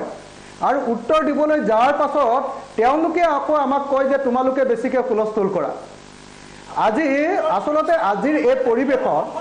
RSSক আচলতে মঞ্চত বহিবলৈ দিয়াটোৱে অসমীয়া জাতিৰ কাৰণে অপমান থাকিব গতিকে মই ভাবোঁ এইকাৰণে মই এতিয়া এই মুহূৰ্তত মোৰ কথাকেইটা কৈ ল'ব খুজিছোঁ 1 নম্বৰ আজি অসমীয়া হিচাপে মই গৌৰৱান্বিত এইকাৰণে নহয় যে আমি আমাৰ দেশত কেৱল বাংলাদেশী হিন্দু বা মুছলমান অহাত আমি বিৰোধিতা কৰিছোঁ আজি অসমীয়া হিচাপে মই গৌৰৱান্বিত যে অসমৰ 70টা জাতীয় আৰু জনগোষ্ঠীয় সংগঠন সদৌ অসম ছাত্ৰ সন্থা অন্যান্য বুদ্ধিজীৱী সমাজ নাগৰিক সমাজ আৰু সৰ্বসাধাৰণ ৰাইজে আমি সকলোৱে মিলি নাগৰিকত্ব সংশোধনী বিধেয়ক আজি অন্তত সংসদত উঠাটো আমি বন্ধ কৰিলোঁ এইটো যে বন্ধ কৰিলোঁ এইটোৱে কেৱল অসমৰ উপকাৰ কৰা নাই সমগ্ৰ ভাৰতবৰ্ষখনক বিজেপি আৰু RSSে যেনেকৈ মৌলবাদী অৱস্থালৈ লৈ যাব খুজিছিলে যেনেকৈ সাম্প্ৰদায়িক ৰাজনীতি লৈ যাব খুজিছিলে আমাৰ ধৰ্মনিৰপেক্ষ ৰাষ্ট্ৰখনক এখন সাম্প্ৰদায়িক আৰু বিভেদকামী ৰাষ্ট্ৰলৈ পৰিৱৰ্তন কৰিব খুজিছিলে আজি অসমীয়া জাতিৰ বীৰত্বপূৰ্ণ সংগ্ৰামৰ কাৰণে অন্তত আজিৰ দিনটোত সেই বিধেয়কখন আজি বাধা প্ৰদান কৰা হ'ল প্ৰতিৰোধ কৰা হ'ল আৰু এনেকৈ আমি সমগ্ৰ ভাৰতবৰ্ষৰ গণতন্ত্ৰক আজিৰ দিনটোৰ কাৰণে ৰক্ষা কৰিলোঁ কিন্তু আটাইতকৈ ডাঙৰ কথা যে এই বিধেয়কখন আকৌ 31 তাৰিখৰ পৰা সংসদ আৰম্ভ হ'ব 31 জানুৱাৰীত পুনৰ এই আপোনাৰ সমূহ বাজেট এখনৰ কাৰণে আকৌ 31 জানুৱাৰীত আমি জনামতে বিধেয়ক আকৌ সংসদ আৰম্ভ হ'ব যদি 31 জানুৱাৰীৰ পৰা সংসদ আকৌ আৰম্ভ হয় তেতিয়াহ'লে কিন্তু পুনৰ এই বিধেয়ক ইয়াত উত্থাপন কৰিব আজি এটা টেকনিক্যাল কাৰণতহে আচলতে বিধেয়কখন সৰ্বসন্মতিক্ৰমে উঠাটো বন্ধ হ'লগৈ তাৰ কাৰণটো হ'ল যে গোটেই উত্তৰ পূৰ্বাঞ্চলত আইন শৃংখলাৰ সমস্যা হৈছে বিজেপিৰ ৰাজনীতি স্তব্ধ হৈ গৈছে বিজেপিক মানুহে ঘৃণাৰে উপচাই পেলাইছে আৰু আনহাতেদি তাৰ যিটো ৰাজনীতি কৰিছে সেই ৰাজনীতিটোৰ আকৌ সম্পূৰ্ণ বিপৰীত স্থিতি ল'বৰ কাৰণে আজিৰ দিনটোত কংগ্ৰেছেও ভয় খাইছে সেইকাৰণে কংগ্ৰেছে আজিৰ দিনটোত তেওঁলোকে সংসদত এই বিধেয়কখনৰ বিৰুদ্ধে তীব্ৰ প্ৰতিবাদ কৰিলে কংগ্ৰেছৰো ভোট কটা যাব পাৰে হিন্দু বাংলাদেশী আৰু বেংগলীসকলৰ ভোট কটা যাব পাৰে বুলি এই দুইটা দলে আজি আপোচ কৰি এই বিধেয়কখন উঠাটোকে আজি বাৰণ কৰি দিয়া হৈছে কিন্তু আমাৰ হাতত থকা তথ্য অনুসৰি তেওঁলোকে অহা 31 জানুৱাৰীৰ পৰা যি অধিৱেশন আৰম্ভ হ'ব সেই অধিৱেশনত এই বিধেয়ক পুনৰ উত্থাপন কৰিব গতিকে আমি সময় পাইছোঁ সমগ্ৰ অসমীয়া জাতিয়ে পুনৰ 31 জানুৱাৰীৰ কাৰণে সাজু হ'ব লাগিব ঠিক আছে মই আহিম এই বিষয়ত আপোনাৰ কথাৰ বক্তব্যত নিখণ্ডে ৰঞ্জিত শৰ্মা আৰু দুগৰাজীয়ে ক'ব কিন্তু মই তাৰ পূৰ্বে মই লৈছোঁ খন্তেক সময়ৰ বাণিজ্যিক বিৰতি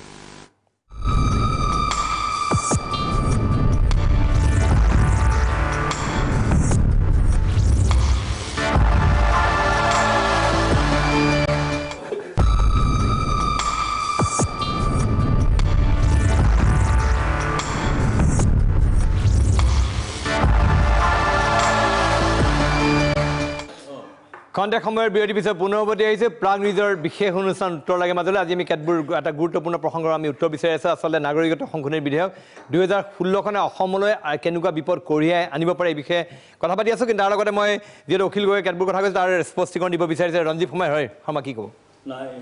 অখিলে যিখিনি কথা ক'লে সেইখিনি কথাৰ আচলতে স্পষ্টীকৰণৰ প্ৰয়োজন নাই অখিলে কয়ে বুলি চবেই জানেই গতিকে অখিলক স্পষ্টীকৰণ দি অখিলৰ গুৰুত্ব বঢ়োৱাৰ মই পক্ষপাতি নহয় তথাপিও ষ্টুডিঅ'ত বহি অখিলে কৈছে যেতিয়া ময়ো ক'ব লাগিব তাৰ আগতে মই দুটা কথা ধৰ্ম আৰু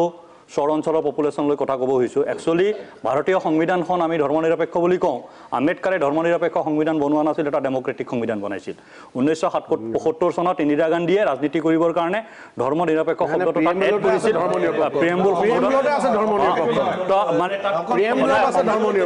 প্ৰিএম্বুলত সংশোধন কৰি সোমাই দিয়া হৈছিল কথাটো ক'বলৈ দিয়ক ক'বলৈ দিয়ক ধৰ্ম নিৰপেক্ষ এলিমেন্টস আছে এটো পিছৰ কথা এটো এনালাইসিস হ'ব কিন্তু ধৰ্ম নিৰপেক্ষ এই শব্দটো ইন্দিৰা গান্ধীয়ে সোমাইছিল এক নম্বৰ প্ৰিএম্বুলতে আছে ধৰ্ম নিৰপেক্ষ দুই নম্বৰ কথা চহৰ অঞ্চলত যেটো বাংলাদেশৰ পৰা মুছলিম মাইগ্ৰেচন হোৱা নাই বুলি কোৱা যায় চহৰ অঞ্চলত বাচ্চাৰ বেছি জন্ম হয় না এটো না আজিকালি এটা থিওৰি দিবলৈ মই বিদেশলৈ কৈ আছো চহৰ অঞ্চলত বাচ্চাৰ জন্ম বেছি হয় সেই কাৰণে মুছলিমৰ পপুলেশ্যন বাঢ়িছে বুলি এটা থিওৰি দিবলৈ চেষ্টা কৰা হয় কিন্তু চহৰ অঞ্চলত গোটেই অসমৰ পপুলেশ্যনৰ মাত্ৰ 18% পপুলেশ্যন থাকে ঠিক আছে আৰু 129% মুছলিম পপুলেশ্যন অসমত বাঢ়িছে আৰবান এৰিয়াত আৰু বাংলাদেশৰ পৰা যিসকল মুছলমান অসমলৈ আহে তেওঁলোকৰ টাৰ্গেট চহৰ নহয় আৰবান এৰিয়া কিয়নো আৰবান এৰিয়াত সংস্থাপন আছে ৰঞ্জিত শৰ্মা আপুনি এইকথা জানিব মই বাংলাদেশী প্ৰব্ৰজন বাংলাদেশ অসমলৈ আছে অবাধ হয়তো কিন্তু আপুনি এইকথা ভাবিব আজি বাংলাদেশী প্ৰব্ৰজনকাৰী আজি ইউৰোপত গোটেই পৃথিৱীত ইংলেণ্ড গোটেই পৃথিৱীত আছে আৰু এটা কথা কৈ দিওঁ না বহিষ্কাৰ কৰিবৰ কাৰণে আৰএছএছ বা বিজেপিয়ে এই 4 বছৰ 8 মাহ সিদ্ধান্ত নললে বিদেশীক বহিষ্কাৰ কৰাৰ ক্ষেত্ৰত এই মুহূৰ্তলৈকে কিয় সিদ্ধান্ত গ্ৰহণ কৰিলে সেই প্ৰশ্নটোৰ উত্তৰ ইমানখিনি কথা জনাৰ পিছত কি লাগে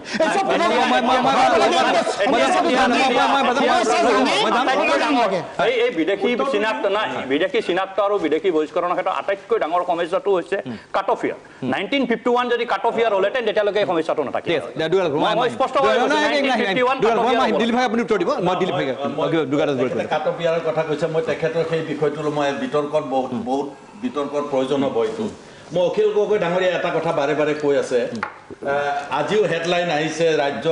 ৰাজ্যসভাত সঠিক ভূমিকা নললে বিশ্বাসঘাতকত পৰিণত হ'ব কংগ্ৰেছ অখিল গগৈ ডাঙৰীয়াৰ বক্তব্য অখিল গগৈ ডাঙৰীয়া এই সংগ্ৰামখন অসমীয়া জাতিক আপোনালোকে কোৱা কথা মই নিজাকে কোৱা কথা নহয় অসমীয়া জাতিৰ সকলো ৰক্ষা কৰাৰ সংগ্ৰাম বুলি আপোনালোকে কৈছে আহ্বান জনাইছে আৰু আহ্বানত অকল এটা ৰাজনৈতিক দলে নহয় লেফট ৰাইট ভাৰতীয় জনতা পাৰ্টিক বাদ দি সকলোৱে সংগ্ৰামটোত সহায় কৰিছে এই সময়ত আপুনি বেছি প্ৰভোগ নকৰিব সংগ্ৰামীসকলক যিবিলাক সংগ্ৰাম কৰিবলৈ আপোনালোকক সহযোগী হ'বলৈ আহিছে তেওঁলোকক বেছি প্ৰভোগ নকৰিলে বেছি বেটাৰ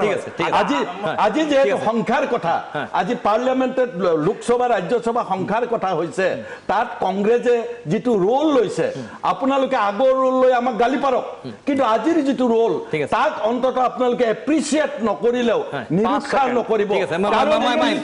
আপোনালোকে আকৌ আহিব বুলি কৈছে হয় আৰু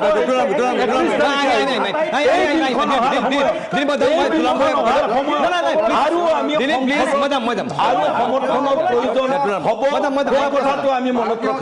ভাৰতীয় জনতা পাৰ্টিয়ে ক'ব বিচাৰিছে যে যিসকল মানে মাইনৰিটি মানুহ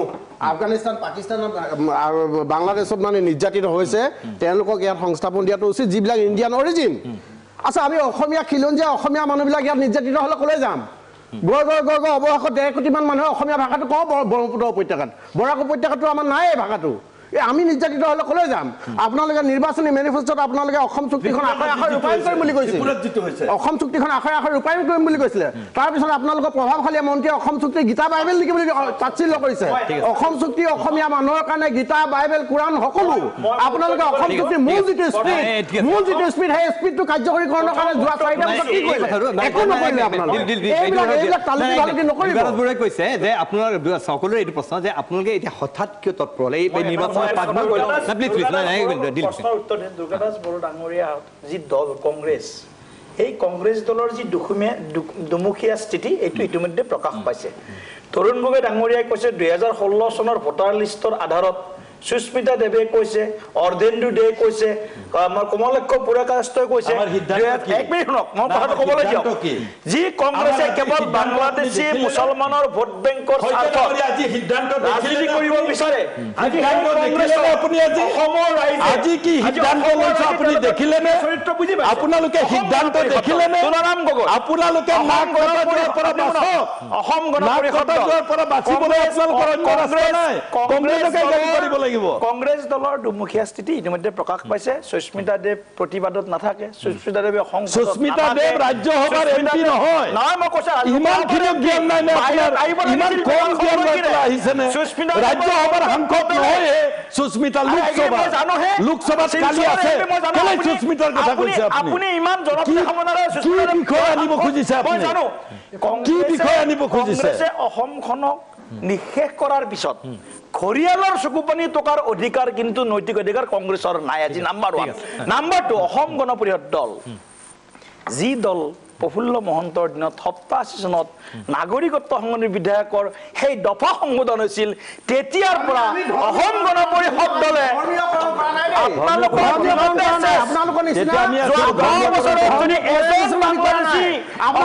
হিন্দু মুছলিমৰ খেল খেলি অসমীয়া জাতিটো শেষ কৰিব অসম গণ পৰিষদ দলে আজি মোৰ সেই থিয় লাগিব পাৰিলেহেঁতে আপোনালোকৰ অসমৰ মানুহে গঠন কৰিছে আজি ইটো দল সমাজ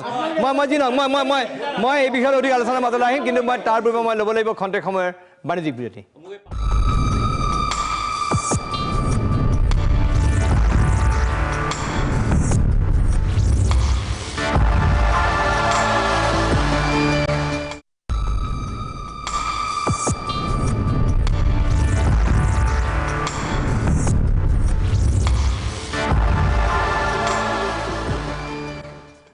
খন্তেক সময়ৰ বিৰতি পিছত পুনৰ উভতি আহিছোঁ প্ৰাক নিজৰ বিশেষ অনুষ্ঠান উত্তৰ লাগে মাজলৈ আজি আমি গুৰুত্বপূৰ্ণ প্ৰসংগৰ উত্তৰ বিচাৰি আছোঁ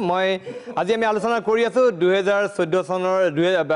নাগৰিকত্ব সংশোধনী বিধেয়ক 2016 এই বিষয়লৈ আলোচনা কৰি আছোঁ ইয়াৰ ফলত সৃষ্ট উদ্ভৱ হোৱা পৰিস্থিতি সন্দৰ্ভত মই প্ৰশান্ত ৰাজগুৰুৰ ওচৰলৈ গৈছোঁ আপোনালোকে কি ভাবিছে এই বিধেয়কখন যদি আইনত পৰিণত হয় অসম আৰু অসমীয়া মানুহৰ কেনেকুৱা ক্ষতি হ'ব এই আলোচনা হৈছে আপোনালোকৰ কি ধাৰণা আৰু কি ক'বলৈ আছে প্ৰথম কথাটো হ'ল যে মই অসম আৰু অসমীয়া মানুহৰ কথাটোৰ ব্যতিৰকে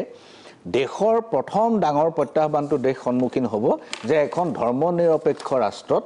ধৰ্মৰ ভিত্তিত নাগৰিকত্ব দিয়াৰ ব্যৱস্থাটো ইয়াত প্ৰৱৰ্তন হ'ব প্ৰথমবাৰৰ কাৰণে আৰু যিটো ভাৰতৰ বিধি ব্যৱস্থাৰ কাঠামোত কোনোদিন নাছিল কাইলৈ পৰহিলে ধৰ্মৰ ভিত্তিত আন ব্যৱস্থাবিলাকো আৰম্ভ হৈ যাব যিটো পাকিস্তানত আছে 2 নম্বৰ কথা যে নৰেন্দ্ৰ মোদী ডাঙৰীয়াই শিলচৰৰ সভাত এটা কথা বৰ গুৰুত্বপূৰ্ণ কথা কৈছে যিটো ৰাষ্ট্ৰীয় স্বয়ংসেৱক সংঘৰ এজেণ্ডাত আগৰ পৰাই আছে সেইটো নতুন কথা নহয় বাৰু কিন্তু আমাৰ অসমৰ বৰ্তমান প্ৰজন্মৰ কাৰণে এইটো নতুন তেওঁ কৈছে যে দেশ বিভাজনৰ সময়ৰ অসম্পূৰ্ণ কাম সম্পূৰ্ণ কৰিব লাগিব এইটো এটা বৰ সিগনিফিকেন্ট কথা যদি দেশ বিভাজনৰ সময়ৰ অসম্পূৰ্ণ কাম সম্পূৰ্ণ কৰিবলৈ হয় তেনেহলে তাৰ এটাই লজিক্যাল কনক্লুজন আছে হেতু হল ইয়াৰ পৰা সমগ্ৰ মুছলমান মানুহ খেদি দিব লাগিব আৰু বাংলাদেশৰ পৰা সমগ্ৰ হিন্দু মানুহ ইয়ালে আনিব লাগিব এইটো 2014 2016 এইবোৰ যিমানেই কাৰ্যসূচী নকৰক কিয় পলিসি হিচাপে নীতি হিচাপে যদি এই অসম্পূৰ্ণ কামটোক আমি গ্ৰহণ কৰো অসমীয়া জাতি বংগোপসাগৰলৈ উটি গৈ থাকিব লাগিব তাত ছাড়া আৰু কোনো ৰাস্তা নাই মোৰ এটা কথা জানিব মন যায় দীপকনাৰ মই আহিম দীপকনাৰে যে এই যিটো কথা কৈছে যে নিৰ্যাতনৰ বলি হোৱা হিন্দু কিন্তু আমি পাকিস্তানত কেতিয়াবা হিন্দু লোক নিগৃহীত হোৱাৰ কথা শুনো বাংলাদেশত খুব বেছি শুনা নাই আগতে অলপ হৈছিলে আফগানিস্তানৰ আগতে হৈছিলে কিন্তু শেহতীয়াভাৱে আমি আৰু এনেকুৱা বিশেষ ঘটনা আমি শুনা নাই আজি আমি যিটো আমাৰ এতিয়া গম পাইছোঁ যে আমাৰ দুৰ্গা পূজাৰ সময়ত বাংলাদেশত প্ৰায় 30-40,000খন দুৰ্গা পূজা হৈছে শান্তিৰে ক'তো আহিব নাই মন্দিৰ ডাঙৰ কিন্তু তাৰপাছতো যিটো বিজেপিয়ে যিটো কথা কৈছে যে তাত নিৰ্যাতিত হৈছে তেওঁলোক লৈ আনিব লাগে বা ইয়াত থকা সকলক স্পষ্ট কৰিছে ইয়াতে কোনো নতুনকৈ বাংলাদেশীক অনাৰ কোনো ব্যৱস্থা এই নাগৰিকত্ব সংশোধনী বিধেয়কত নাই না বাৰু না শুনিব এক মিনিট মই শুনক আপুনি জানে মই জানো আপুনি পিছত ক'ব জনাখিনি জনাখিনি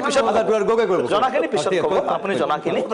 নতুনকৈ কোনো ব্যৱস্থা নাই ইয়াত খালি আমাৰ এই যে 11 বছৰ যিটো আগত ভিছাৰ কাৰণে বাকি বা নাগৰিকত্বৰ আবেদনৰ কাৰণে সময় আছিল সেই সময়টো 6 বছৰলৈকে কমাই দিয়া হৈছে সেইটো কথা এই কথা আপুনি কোৱা কথাটো আধুৰি মই কৈছো এক মিনিট আপুনি কৈছে এতিয়া বাংলাদেশত তেনেকুৱা হিন্দুৰ ওপৰত অত্যাচাৰ নাই আমিও কাৰণ আমি এখন এনেকুৱা চৰকাৰ বিচাৰিছো বাংলাদেশত শেখ হাছিনাৰ নেতৃত্বত যে আজি আমাৰ ভাৰতৰ বন্ধুত্ব ৰাষ্ট্ৰ হিচাপে এক মিনিট আপুনি কওক ভাৰতক বন্ধু ৰাষ্ট্ৰ হিচাপে ঘোষণা কৰিছে আৰু আমি কাম কৰিছো আমি এতিয়া সেইকাৰণে আশাবাদী এই যে অখিল গগৈ ডাঙৰীয়া 1,90,00,000 হিন্দু মানুহ বাংলাদেশত কোনো হিন্দু মানুহ আৰু অসমলৈ নাহে এইটো আমাৰ বিশ্বাস কাৰণ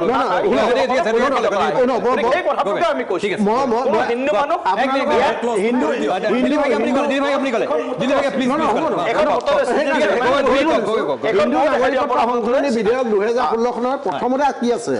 under the existing provision of the act person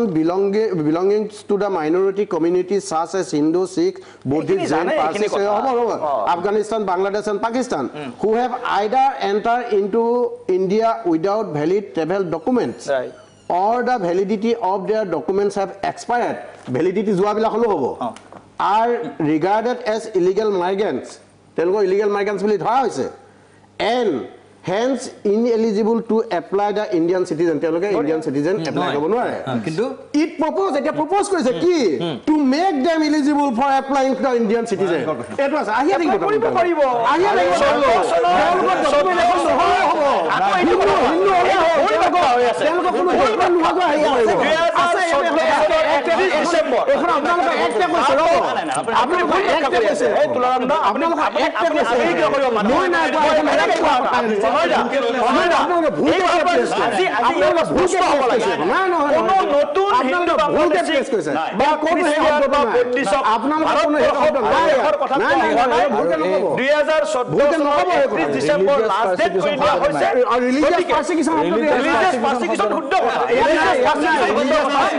কিন্তু 2014 চনৰ 31 ডিসেম্বৰ কোনো আৰু নতুনকৈ বাংলাদেশী হিন্দু অসমত কৰিব নোৱাৰে আৰু তেওঁলোকে আবেদন কৰিব লাগিব নাগৰিকত্বৰ বাবে এইটো শুদ্ধ বস্তুটো হৈছে কি যে আইনখনত ৰিলিজিয়াছ প্ৰসিকিউশ্যন শব্দটো নাই সেইটো বস্তু তেওঁলোকে অতি মানে কৌশলপূৰ্ণভাৱে তাৰ পৰা বাহিৰত ৰাখিছে এইটো ইন্টেলিজেন্সৰ আপুনি যদি জয়েন্ট পাৰ্লামেন্টাৰী কমিটি ৰিপৰ্টটো চাই তাত দেখিব যে ইন্টেলিজেন্সে কৈছে যে ৰিলিজিয়াছ প্ৰসিকিউশ্যনটো আমি এসাৰ্ট কৰাটো বা আমি তাক তদন্ত কৰাটো অলপ কঠিন আমি কেনেকৈ গম পাম কোনজন প্ৰসিকিউটৰ কথা ক'ব নোৱাৰে এইখন দেখত ৰিলিজিয়াছ প্ৰসিকিউশ্যন মানে কেনেকৈ হোৱা বুলি কিছুমান বস্তু ক'ব নোৱাৰে এইটো এটা নন ফ্যাক্ট এতিয়া কথাটো হ'ল যে এই বস্তুটো এটা ৰাজনীতি আছে কালি গৃহমন্ত্ৰী ডাঙৰীয়াই সংসদতো আকৌ ৰিলিজিয়াছ প্ৰসিকিউশ্যনৰ শব্দটো আনিছে কথাটো আনিছে ইয়াত কথাটো হৈছে কি তেওঁলোকে জনসাধাৰণৰ যিটো সেন্টিমেন্ট সেইটো শোষণ কৰিবৰ কাৰণে সেইটো ব্যৱহাৰ কৰিবৰ কাৰণে তেওঁলোকে ৰিলিজিয়াছ প্ৰসিকিউশ্যনটো কয় কিন্তু সকলো মানুহৰ কাৰণে এই গুটেই দুৱাৰখন খোলা হিন্দু হলেই হ'ল এই বস্তুটো মানে ছটা ধৰ্মীয় সংখ্যালঘু এই তিনিখন ৰাষ্ট্ৰৰ কথা ছটা ধৰ্মীয়টো আপোনালোকে কৈছে ঠিক আছে হিন্দু বুলি ক'লে কাট লাগে আপোনালোকৰ ছটা ঠিক আছে আপোনালোকে বৰ বেছি হিন্দু নাই কিয় কাট কিয় লাগে না আপোনালোকে ভাগ ভাগ কৰিবলৈ বিচাৰিছে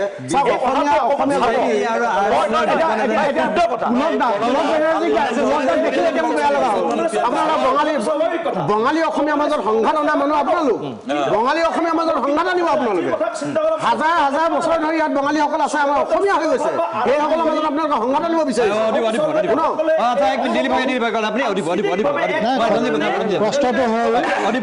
প্ৰশ্নটো হ'ল এটা অতি গুৰুত্বপূৰ্ণ এটা ভয়ানক দিনত আমি থিয় হৈ আছো আমি বিভিন্ন ইতিহাসবিলাক কোৱাতকৈ এই ভয়ানক দিনবিলাক আমি কেনেকৈ আঁতৰ কৰিম সেইটো কথা চিন্তা কৰাৰ প্ৰয়োজন আছিল এতিয়া প্ৰশ্নটো হ'ল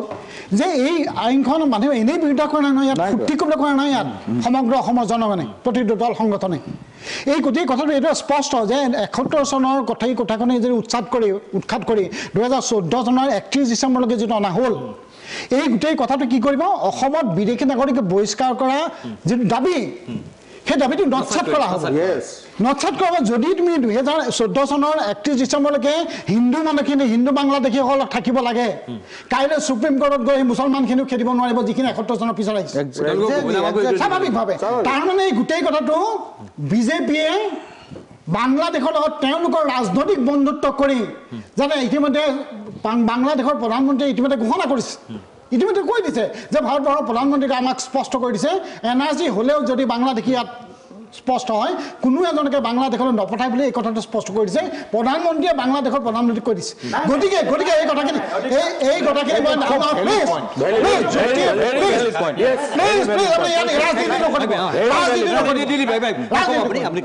তাৰপিছত এই গোটেই কথাখিনি মানে নটছাট হ'ব 71 চনত গতিকে এই কথাটো তাৰ মানে বিদেশী নাগৰিকৰ বহিষ্কাৰৰ গোটেই প্ৰক্ৰিয়াটো সম্পূৰ্ণ বন্ধ কৰিবৰ কাৰণে ই এক ৰাজনীতি বাংলাদেশৰ লগত কাৰণ ভাৰতবৰ্ষৰ লগত বন্ধুত্বপূৰ্ণ ৰাজ্য হ'ল বাংলাদেশ আছে গতিকে তেওঁলোকৰ লগত সম্পৰ্ক ৰাখিবৰ কাৰণে এই গোটেই প্ৰক্ৰিয়া লৈছে তাৰ কাৰণে আজি 4 বছৰ 8 মাহ হোৱাৰ পিছত বৰ্ডাৰ চিল নকৰিলে কিয় আৰু আন এটা যদি চাই এই 71ৰ বিষয়টো যদি আঁতৰ কৰা এই চুক্তিখন যদি ইমপ্লিমেণ্ট হয় বা বিল আইন যদি হয়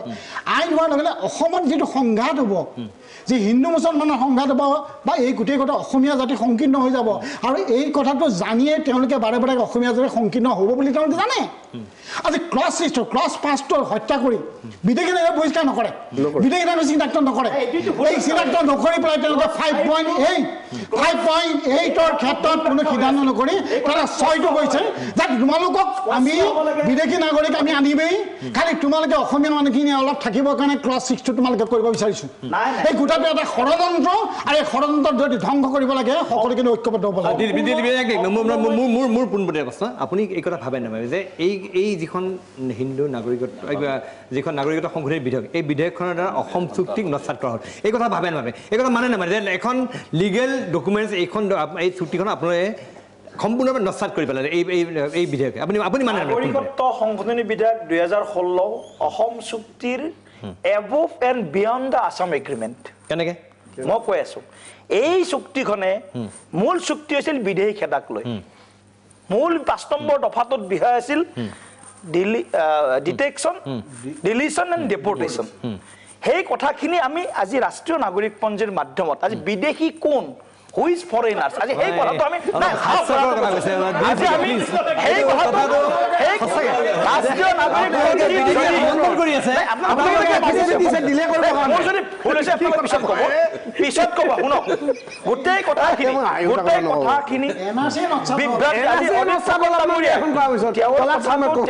তেওঁৰ দৃষ্টিৰে কৈছে মই এটা কথা প্ৰধানমন্ত্ৰী ডাঙৰীয়াই অসমৰ স্বাৰ্থক বিসৰ্জন দি বাংলাদেশৰ লগত বন্ধুত্ব কৰিব এইটো সপোনৰ অগোচৰ কথা নাম্বাৰ 2 হিন্দু মুছলমান আপোনালোক যোনে যিমানেই নকওক আজি যিমান জনসংখ্যা বাঢ়িছে অসমত মুছলিমৰ জনসংখ্যা বাঢ়িছে আমি কিন্তু সকলো মুছলিমক কোৱা নাই খিলঞ্জীয়া অসমৰ মুছলমানখিনি অসমীয়া জাতি সত্তাৰ লগত মিলি থাকিব কিন্তু বদৰুদ্দিন আজমলৰ এই সতী সন্ততিসকলে কিন্তু অসমক ভৱিষ্যতৰ দিনত বাংলাদেশৰ লগত কিন্তু সামিল কৰাৰ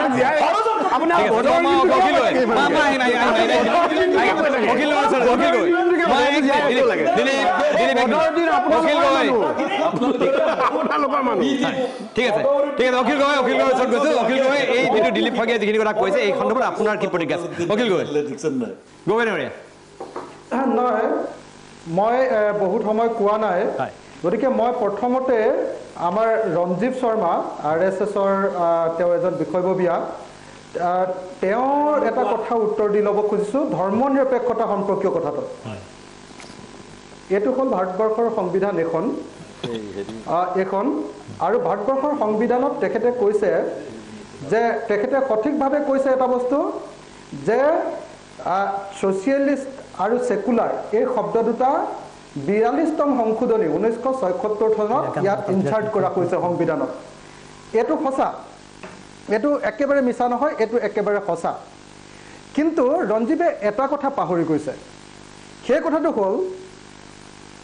হেল্ল' শুনি আছো হেল্ল' শুনি আছো কৈ যাওক তেখেতে এটা কথা পাহৰি গৈছে ৰঞ্জীৱে এটা কথা পাহৰি গৈছে যে তাতে একেটা সময়তে যদিও সেকুলাৰ আৰু ছ'চিয়েলিষ্ট শব্দ দুটা নাছিলে প্ৰিএম্বুলত কিন্তু equality of status and of opportunity এই শব্দ দুটা আছিলে 1 নম্বৰ আৰু 2 নম্বৰ ভাৰতবৰ্ষৰ সংবিধানৰ আৰ্টিকল 14 ইকুৱেলিটি বিফৰ ল article 15 prohibition of discrimination on ground of religion race caste sex or place of birth etu asile aru tar pasot article 25 26 27 28 এই গুটে গিটা সেকশনত আপোনালোকে দেখিবলৈ পাব যে ৰিলিজিয়াছ ৰাইট বিলাক ইয়াত অন্তৰ্ভুক্ত কৰা আছিল গতিকে আৰএছএছ বা বিজেপিয়ে ভুল ব্যাখ্যা কৰি আছে যে ধৰ্মনিৰপেক্ষ শব্দটো পিছত সোমোৱাইছে আমাৰ ভাৰতবৰ্ষৰ ধৰ্মনিৰপেক্ষ শব্দটো আমাৰ ভাৰতবৰ্ষৰ সংবিধানৰ অংগাংগিং অংগ আছিলে আৰু এই কথাটো ইতিমধ্যে সুপ্ৰিম কোৰ্টেও কেইবাটাও ভাইটেল জাজমেণ্টত এই কথাটো স্পষ্ট কৰি দিছে গতিকে মই এই সন্দৰ্ভত আৰু বেছি কথা নকওঁ দ্বিতীয় আৰু এটা প্ৰশ্ন উত্তৰ দি যাওঁ আমাৰ সন্মানীয় দুৰ্গাদাস বড়ো দাদাই কৈছে যে আমি কংগ্ৰেছক প্ৰভোগ কৰিব নালাগে নাই মই কংগ্ৰেছক একেবাৰে প্ৰভোগ কৰিব খোজা নাই কংগ্ৰেছে যে আজি যিটো ৰোল লৈছে সেই ৰোলটোৰ কাৰণে ধন্যবাদো জ্ঞাপন কৰিছোঁ আজি আনুষ্ঠানিকভাৱে ধন্যবাদ জ্ঞাপন কৰিছোঁ কিন্তু এইটো কথাও একেটা সময়তে সত্য যে কালি লোকসভাত কংগ্ৰেছে দুৰ্বল ভূমিকা পালন কৰিছিলে আৰু এটো বাস্তৱ সত্য যে কংগ্ৰেছে এই বিষয়টো বাঙালী লোকে কম ভোট দিব বুলি ভাবি বিষয়টোক লৈ যে এটা আপোচকামী স্থিতি লৈ আছে এই কথাটো সত্য মই এতিয়া মূল কথাটো লৈ আহো যে এই বিধেয়কখনৰ পৰা কি লোকচান হ'ব আৰু আমি ভৱিষ্যতৰ কাৰ্যসূচী কি ল'ম মই আগতে কৈছিলোঁ যে মই অসমীয়া হিচাপে আজি গৌৰৱান্বিত ৭০টা সংগঠনৰ এজন প্ৰতিনিধি হিচাপে গৌৰৱান্বিত যে আজি আমি ভাৰতবৰ্ষৰ ধৰ্মনিৰপেক্ষতাক ৰক্ষা কৰিব পাৰিলোঁ প্ৰশান্ত ৰাজগুৰু ডাঙৰীয়াই যিটো কথা কৈছে যে দেশখন আজি ধৰ্মনিৰপেক্ষতাৰ পৰা এটা সাম্প্ৰদায়িকতালৈ লৈ যাব খোজা কৈছে আৰু তাৰ পৰা ৰক্ষা কৰিব পাৰিলোঁ আমি অসমীয়াসকলৰ আন্দোলনৰ কাৰণে এইটো ৰক্ষা হ'ল এতিয়া মই সেই কথাটো বাদ দি এতিয়া কওঁ যে যদি এই বিধেয়কখন আহে প্ৰথম কথা অসম চুক্তিটো নাকচ হ'বই আমাৰ নাগৰিকত্ব আইনৰ 6A ক্লজ যেটো নন অবষ্টেন্টিক ক্লজ এই নন অবষ্টেন্টিক ক্লজটো নাকচ হৈ যাব নন অবষ্টেন্টিক ক্লজ মানে ভাৰত হে আইনখনৰ যি সংশোধনী নহলেও অসমৰ ক্ষেত্ৰত 6A special provision for Assam এটো হলনি হ'ব নোৱাৰে আৰু এবাৰ যে জইন্ট পাৰ্লিয়ামেণ্টাৰী কমিটিয়ে ৰিপৰ্ট দিছে তাৰ ৭৮ আৰু ৭৯ এই পেজ দুটা চাই লওক তাৰ ল ডিপাৰ্টমেণ্টে কৈছে যে যেতিয়ালৈকে 6A ক্লজটো থাকিব সিটিজেনশিপ এক্ট 1955 তেতিয়ালৈকে কেতিয়াও এই বিধেয়কখন আনিব নোৱাৰে ল ডিপাৰ্টমেণ্টৰ ৰিপৰ্টটো আপোনালোকে তাত চাই লওক গতিকে ইয়াক সম্পূৰ্ণৰূপে আমাৰ অসম চুক্তিয়ে নহয় নাগৰিকত্ব আইনখনক ভংগ কৰিব আৰু ৩ নম্বৰ কথাটো যে বিজেপি আৰএছএছ সদায় লাষ্টৰ এটা বাক্য এটা কথা কৈ থাকে যে নহয় নতুন বাংলাদেশী নাহে এটা কথা খাটাং যে নতুন বাংলাদেশী আহিব এটো মই ব্যাখ্যা নকৰো শেষত মই এটা কথা কৈ শেষ কৰিম হেতু হ'ল যে কাইলৈ 11 বজাত আমি এছেম্বলিৰ সন্মুখত সেক্ৰেটাৰীৰ সন্মুখত জনতা ভৱনৰ সন্মুখত ৭০টা সংগঠনৰ নেতৃবৰ্গ আৰু কিছু সংখ্যক ৰাইজ সমবেত হ'ম আৰু তাত সমবেত হৈ কাইলৈ আমি গামোচা দাঙি আমি কাইলৈ আমাৰ গৌৰৱৰ দিন আমাৰ বিজয়ৰ দিন উৎসৱ পালন কৰিম আৰু তাৰ পাছত কাইলৈ দিনটোৰ পৰা আমি গাঁৱে গাঁৱে গুচি যাম আৰু গাঁৱে গাঁৱে গুচি গৈ 2019 পৰ্যন্ত আমি বিজেপিক যাতে সম্পূৰ্ণ পৰাভূত কৰিব পাৰোঁ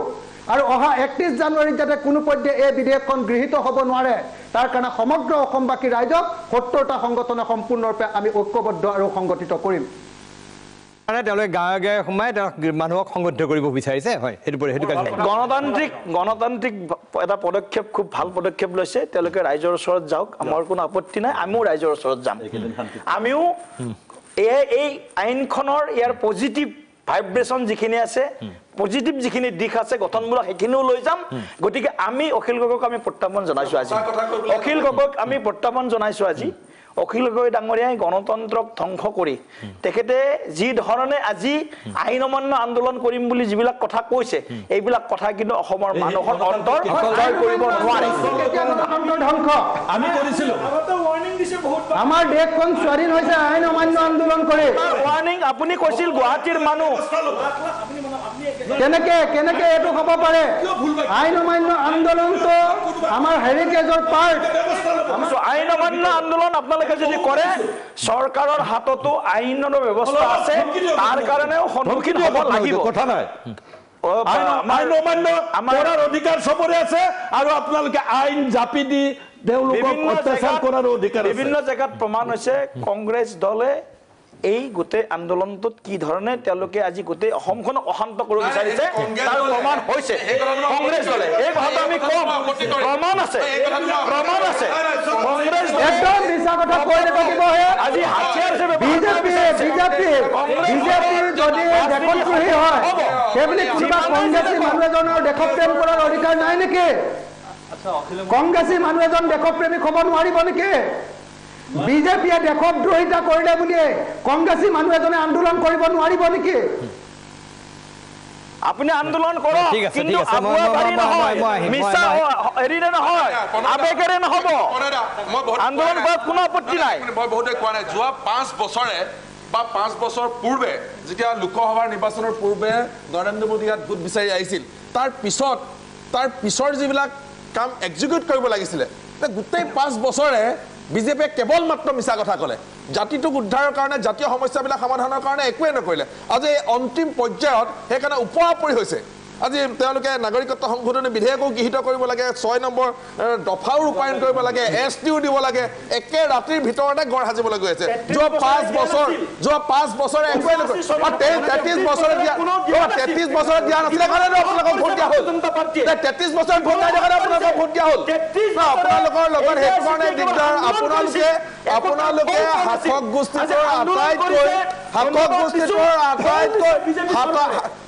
গোষ্ঠীটোৰ আটাইতকৈ ডাঙৰ কথাটো হ'ল কথা শুনিব নিবিচাৰে শাসক গোষ্ঠীটোৱে সদায় বিৰোধীৰ কথা শুনিব লাগিব শাসক গোষ্ঠীটোৱে কথা শুনিব লাগিব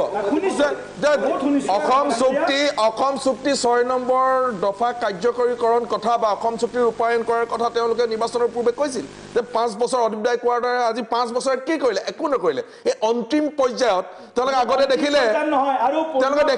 এক মিনিট আপোনালোকৰ লগত সেইকাৰণে দিগদাৰ আপোনালোকে এনে সঁচা কথা এটা ক'বলৈ গ'লে ভয় খায় আপোনালোকে ভয় খায় এইখন চৰকাৰ অন্তিম আপোনালোকে ৰাজতন্ত্ৰ নেকি আপোনালোকে ৰাজতন্ত্ৰ নেকি আহিব পাৰে 15 বছৰ 3 মাহ হ'ব পাৰে ইয়াত ভৱিষ্যবাণী কৰিব নোৱাৰে অন্তিম বুলি বিজেপি এইখন মানুহে 5 বছৰৰ কাৰণে মেণ্ডেট দিছিলে 20 বছৰৰ কাৰণে এখন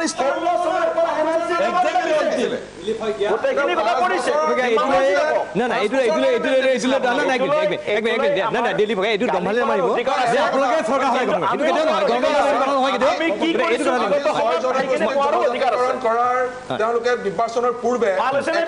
100দিনীয়া এজেণ্ডাটো মই ক'বলৈ দিয়ক আপোনালোকে মই কিন্তু অখিল গগৈ নহয় দাদা মোক ক'বলৈ দিব আপুনি মই কম এনে মই অখিল গগৈ আপুনি নক'ব ভাল হৈছে কিন্তু ৰাজনীতি কৰিব নালাগে কেৱল মাত্ৰ 6টা জনগোষ্ঠীক লৈ আপোনালোকে বিজেপিয়ে ৰাজনীতি কৰিলে আজি 5 বছৰে ৰাজনীতি কৰিলে আৰু 6 জনগোষ্ঠীক যাই জনজাতিকৰণ কৰা হৈছে এই 6টা জনগোষ্ঠীৰ লগতে আজি আমি 70টা সংগঠনে যিখন সংগ্ৰাম কৰিলো নাগৰিকত্ব সংশোধনী বিধেয়ক 17খন চৰকাৰে 30টা সংগঠনত কৰে তাত ভয় খাই পেলাই আপোনালোকে আজি দিবলৈ বাধ্য হ'ল নহ'লে যোৱা 5 বছৰে আপোনালোকে কাৰ্যকৰী কৰিলেহেঁতেন নহ'লে যোৱা বিধানসভা নিৰ্বাচনৰ পিছত কৈছিলে 3 মাহৰ পিছত মডেলিটি কমিটি ফিনিছ কৰি এছটি দিয়া হ'ব আপোনালোকে নিদিলে তাৰ 100দিনীয়া এজেণ্ডা নাছিলে এইবোৰ ক'লে গ'ল সেইবিলাক প্ৰতিশ্ৰুতি হঠাৎ বিজেপি হাৰ পাইছে দিলীপ ভাগে এইটো আমাৰ অসমলৈ দেখিছে আপোনালোকে হঠাৎ হাৰ পাইছে জনজাতিকৰণৰ কথাটো আজি আমি ইমান সংবাদ মাধ্যমত আছো প্ৰশান্ত ৰাজগুৰু আছে আমি হঠাৎ বিজেপি হাৰ পোৱা নাই এই কথাটো এইটো আচল এটা বাক্য কওঁ মই এটা বাক্য কওঁ তাৰপৰা দিলীপ ভাগে ডাঙৰীয়াই ক'ব এটা বাক্য হঠাৎ কিয় হাৰ পালে যে এই 6টা জনগোষ্ঠী এই 6টা জনগোষ্ঠীৰ অবিহনে কোনেও চৰকাৰ বনাব নোৱাৰে সেই কথা নিৰ্বাচন আহিছে জানে গতিকে এই 6টা জনগোষ্ঠীক এছটিটো তেওঁলোকে দিব বিচৰা নাছিল গতিকে অসমীয়া মানুহৰ আৱেগ জয় কৰিবৰ কাৰণে 6 নম্বৰ দফা ৰূপায়ণ কৰাৰ কথা কৈছিল কিন্তু 6 নম্বৰ দফা ৰূপায়ণ কৰাৰ কথা হেতে সেই যে যেটো টুপি পিন্ধাব গৈছিল সেই টুপিটো কেঁচা হ'ল গতিকে সেই কথাটো বুজি পালে কাৰণে এনে ধৰণে অন্তিম পৰ্যায়ত আকৌ 6টা জনগোষ্ঠী আজি ৰাজ্যসভাত ঠিক আছে তাকো এটা আপুনি প্ৰক্ৰিয়াটো একেদিনে সমাপ্ত কৰিব নোৱাৰে 2017 চনত ৰাজনাথ সিং ডাঙৰীয়াই মই খন্তেক সময় বাণিজ্যিক বিৰতি লৈ লৈছোঁ বিৰতিৰ পিছত পুনৰ আহিম এই আলোচনাৰ মাজলৈ কিন্তু তাৰ পূৰ্বে মই লৈছোঁ খন্তেক সময়ৰ বাণিজ্যিক বিৰতি